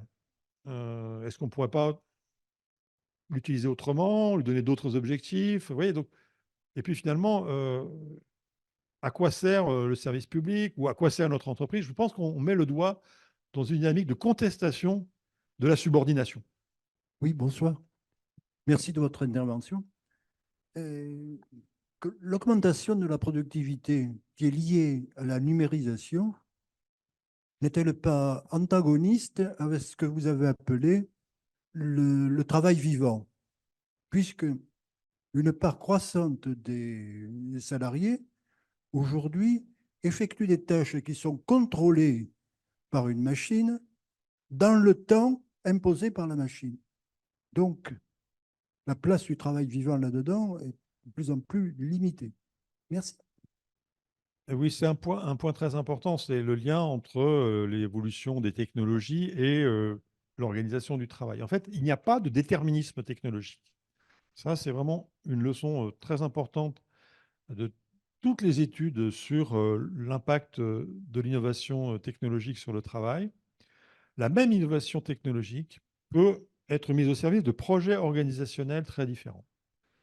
Je veux juste citer un exemple. Ma co-auteure Coralie Pérez a fait des études sur l'intelligence artificielle, l'introduction de l'intelligence artificielle dans les agences bancaires, dans les réseaux bancaires. Et elle a fait une étude à Boursorama, pour ne pas la citer, donc une banque privée en ligne, où les entretiens avec les salariés et les syndicalistes montrent que l'intelligence artificielle a complètement écrasé le travail vivant. C'est-à-dire que les conseillers bancaires, ils sont esclaves de l'algorithme. Ils n'ont plus aucune marge de manœuvre. Ils appliquent les décisions. Voilà, ils n'ont pas d'autonomie dans leur travail. Ils font ce que l'algorithme leur dit de faire. Elle a fait une autre enquête dans une autre banque mutualiste où le même outil a été introduit, intelligence artificielle, mais dans la conception des managers, de la direction générale, c'était pour aider les conseillers à se débarrasser de tâches répétitives et se concentrer sur les décisions les plus intéressantes, développer leur professionnalité. Et en fait, c'est ce que les agents disent. En fait, ils disent, moi le robot me gêne pas du tout. Au contraire, il me propose une version, il me propose une lettre, une réponse à un client. Elle est bien rédigée. Je change 2-3 trucs parce que j'adapte. Et hop, ça me fait gagner du temps pour des tâches qui ne sont pas tellement intéressantes. Par contre, il va me laisser, j'ai une décision de crédit à accorder. L'algorithme va calculer les ratios, mais c'est moi qui donne la décision parce que c'est moi qui connais le client. Je connais le client depuis longtemps, j'habite la même ville que lui, je connais voilà. Vous savez comment ça fonctionne, hein, donc il y a des critères voilà, de connaissance du terrain qui sont irremplaçables dans la professionnalité des salariés, quoi. Et dans ce cas-là, l'algorithme ne vient pas supprimer, enfin, ne vient pas écraser ce travail vivant, il vient le renforcer. Ouais. Alors, malheureusement, dans la plupart des cas, l'intelligence artificielle, elle est mise en œuvre pour faire en sorte que les salariés soient complètement substituables, hein. Et chez Boursorama, il y a un taux de turnover de 150%. Tous les ans, ils ont 1000 salariés, je crois, et tous les ans, ils en embauchent 1500. Donc, ouais, ils n'ont pas besoin de gens qualifiés, ils ont juste besoin de gens pour, pour répondre au téléphone et jusqu'à ce qu'ils aient des robots qui répondent au téléphone. Moi bon, je vous lis depuis pas mal de temps et j'avais lu notamment Libérer le travail avec la forte interpellation par rapport aux forces de gauche en particulier, hein. Et bon, c'est vrai qu'on peut faire le constat que la prise en compte du travail réel, concret, dans les programmes électoraux, on ne la trouve pas. C'est plutôt Macron qui fait de l'emploi, du verbiage sur le travail, mais concrètement, sur comment changer le travail, bon, on ne le trouve pas au niveau politique. On a là, on a travaillé dans un atelier qui est des questions sur le travail. On a réfléchi sur la tribune de Sophie Binet et de Marie-Lise Léon. On voit que les syndicats n'en sont pas là. On semblerait qu'ils se déplacent par rapport à la question du travail. Mais les politiques, pour l'instant, on ne voit pas beaucoup bouger. Et donc, c'est bien une question de politique, le faire concret. Et on voit, je voudrais souligner, ce que vous avez montré, c'est que quand il n'y a pas d'autonomie dans le travail, ça a des impacts sur le comportement électoral. Les forces de gauche devraient le savoir, ça. Hein, c'est le vote Le Pen, voire Mélenchon, qui se développe chez les gens qui perdent de l'autonomie dans le travail. Ça interroge. Surtout l'abstention. Et surtout l'abstention. C'est l'effet le plus important. Oui, mais il n'empêche que ça. Alors, ça commence à changer. La semaine dernière, dans la même salle, on avait quelqu'un qui nous a présenté l'économie sociale et solidaire. C'était très, très, très intéressant, hein. Mais par contre, je me suis permis de lui poser une question. Comment le travail dans votre entreprise est réfléchi? Alors là, ça a été, non, on s'occupe du consommateur, on s'occupe du producteur, mais là, c'était le blanc, en me disant, bon, vous avez raison. Pourtant, je lui ai dit qu'il existait des groupes de rencontres du travail depuis longtemps, que ça serait peut-être intéressant que des entreprises d'économie sociale et solidaire puissent un peu se mettre au courant pour que les gens se ressaisissent de leur travail concret et non pas avoir l'illusion, on vote aux assemblées générales et à partir de là, le travail s'arrange. Ce n'est pas du tout ça. Et donc, je lui avais parlé des groupes de rencontre du travail, et notamment sur ce bouquin, l'évaluation ergologique, ce que les chiffres ne montrent pas. Il y a des exemples de groupes de rencontre du travail. Il serait peut-être intéressant de travailler. Donc, juste un autre point, hein, ça c'est un premier volet. Le deuxième volet, c'est par rapport à l'entreprise libérée. Ce qu'il faut réfléchir aussi. L'entreprise délibérée, c'est un mouvement, mais elle traite les choses en termes de pouvoir. Mais en termes de pouvoir, ça piège. Ça ne vient pas s'instruire de ce que fait le travail, ce que demande le travail, ce qui se crée au travail. On a des entre. Donc, il y a bien une volonté de donner du pouvoir, mais parce qu'on donne du pouvoir, le travail ne change pas pour autant. Et les gens, donc, il y a des tâtonnements et il y a des replis. C'est impossible, on n'y arrive pas. Pourtant, il y aurait à faire. Et je crois qu'il y a le dernier.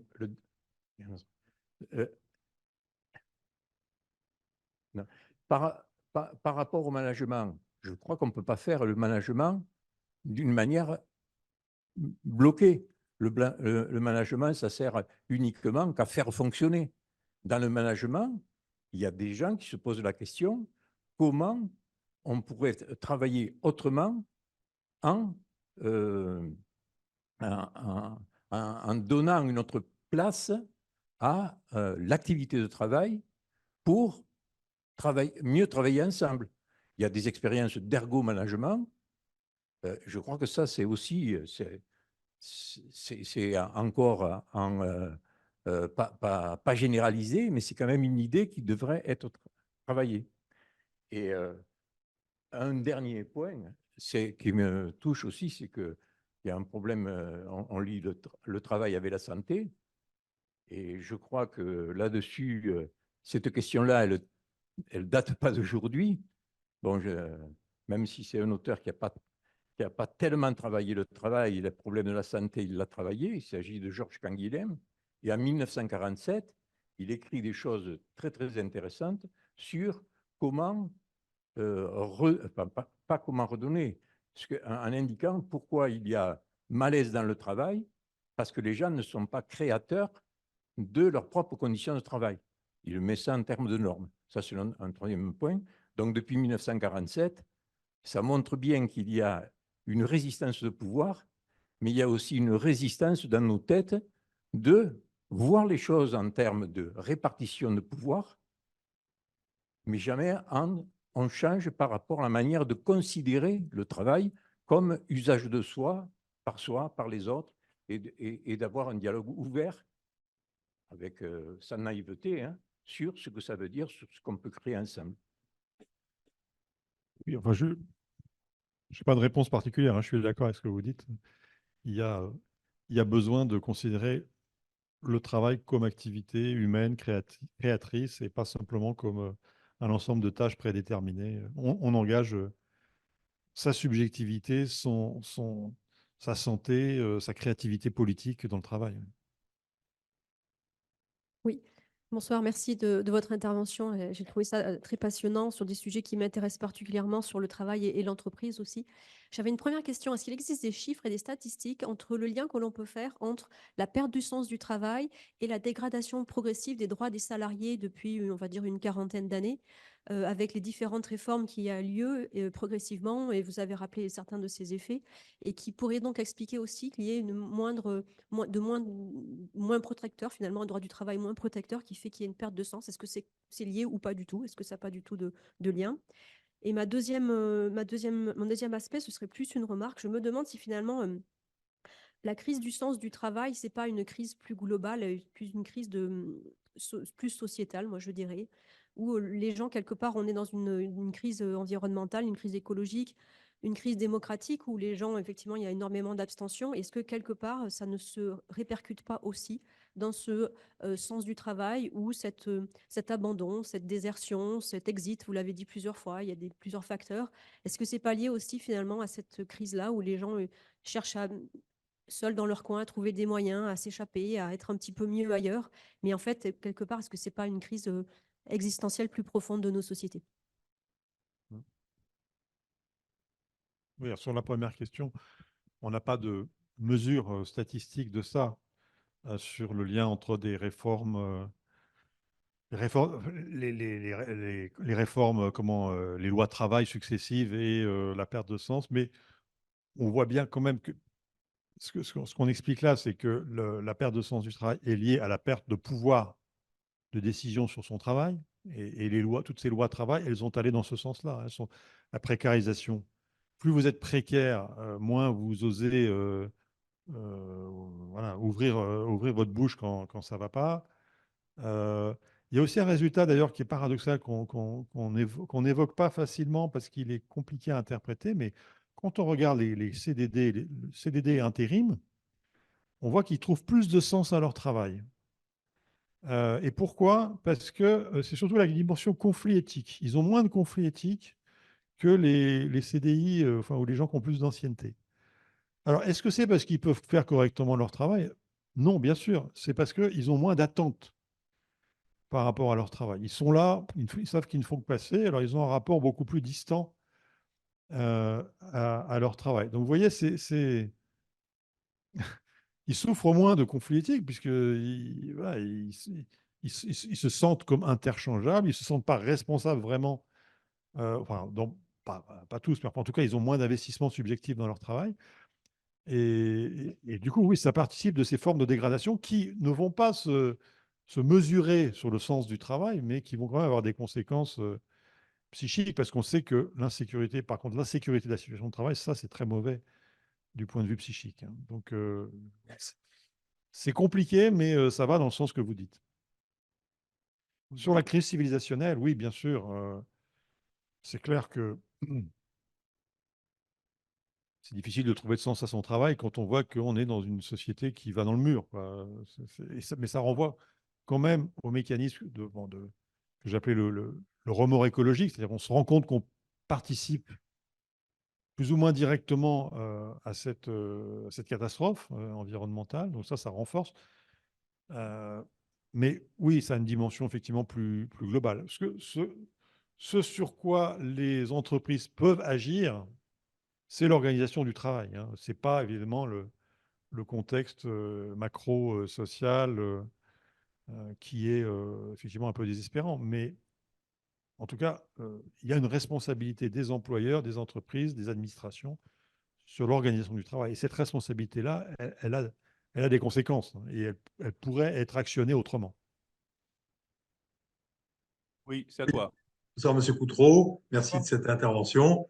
Moi, je voulais poser le problème un peu autrement. Je voudrais rappeler d'abord que le mot travail vient de tripalium, donc c'était l'instrument de torture. Donc, le travail n'a jamais été une partie de plaisir. Et pour un patron, son objectif, c'est pas d'assurer la satisfaction de ses employés au travail, c'est de faire du profit et de satisfaire les actionnaires. Ça n'a pas toujours été comme ça. Moi, j'ai commencé à travailler dans les années 60 et à l'époque, dans une grande entreprise, et à l'époque, jeune cadre, on nous expliquait le rôle social de l'entreprise, etc., la direction participative par objectif qui devait permettre de mieux faire travailler les gens ensemble et tout. Et quand j'ai eu terminé de travailler, tout ça s'était passé par pertes et profits. On nous parlait de l'actionnaire, etc., etc. Donc, il y a eu un changement complet de paradigme au niveau des directions d'entreprise qui fait que le souci du salarié est beaucoup moins prégnant qu'il n'a pu l'être pendant un certain temps.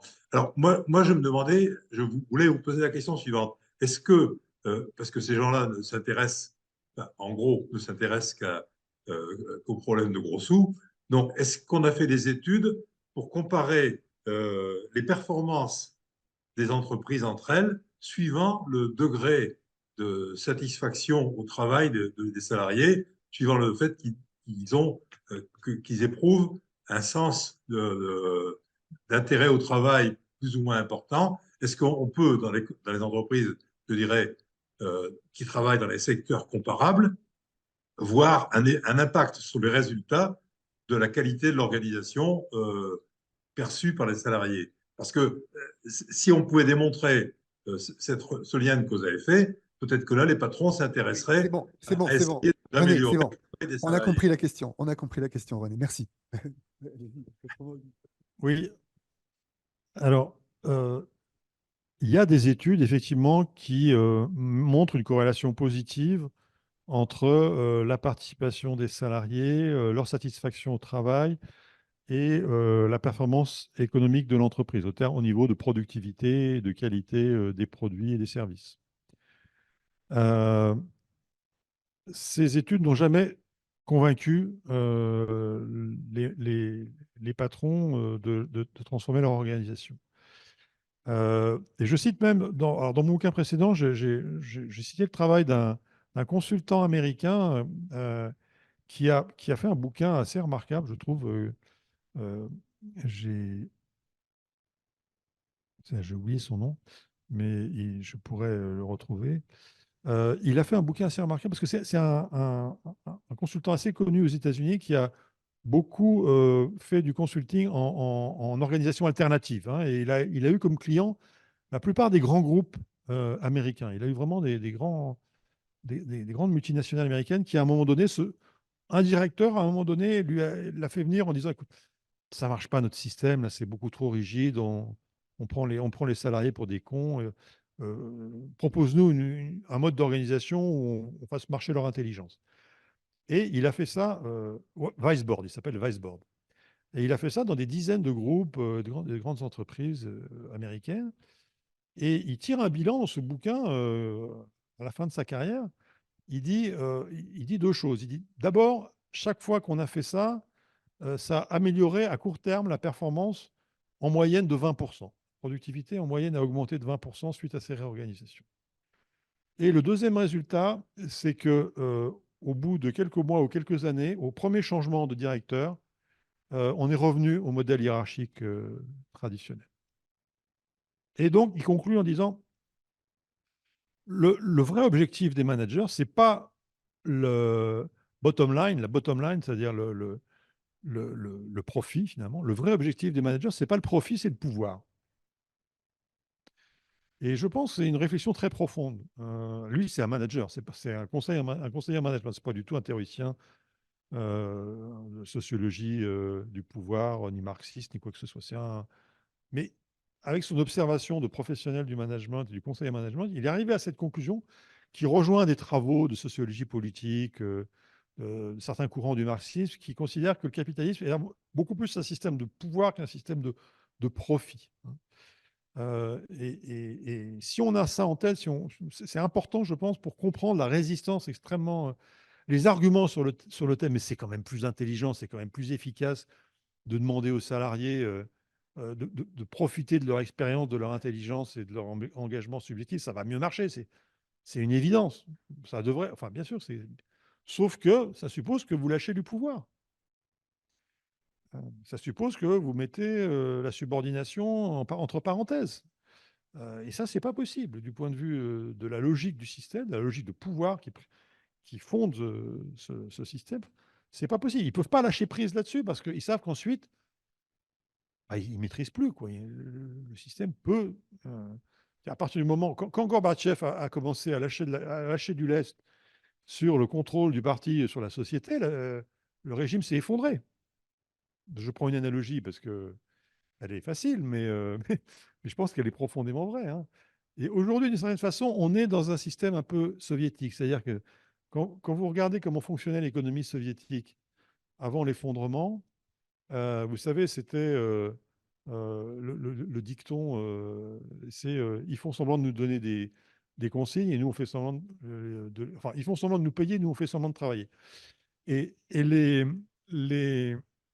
la planification, soviétique, beaucoup d'économistes soviétiques, ou des pays de l'Est qui l'ont étudié, se sont rendus compte, enfin ont analysé que les informations qui remontaient du terrain, parce que pour faire la planification, il faut avoir les informations qui remontent du terrain, il faut avoir les capacités de production, étaient toutes fausses. Parce que les directions d'entreprise, en accord avec leurs salariés, sous-estimaient systématiquement leur capacité de production et surestimaient leurs besoins en main-d'œuvre, en matière, etc. Mais aujourd'hui, les systèmes de management, les systèmes de reporting qui fonctionnent dans les multinationales, c'est la même chose, en fait. Les chiffres sont tous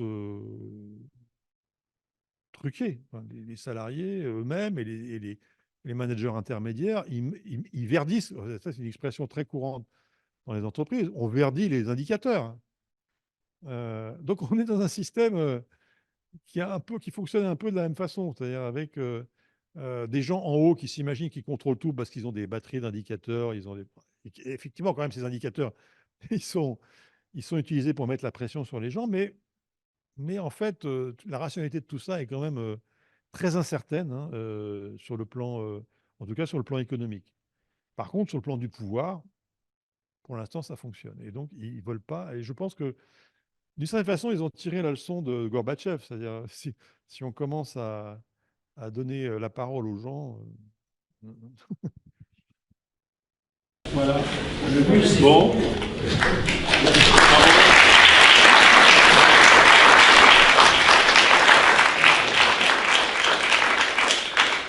Donc, merci beaucoup à Thomas Coutreau de s'être déplacé pour venir discuter avec nous. Merci pour vos questions. Tout ça.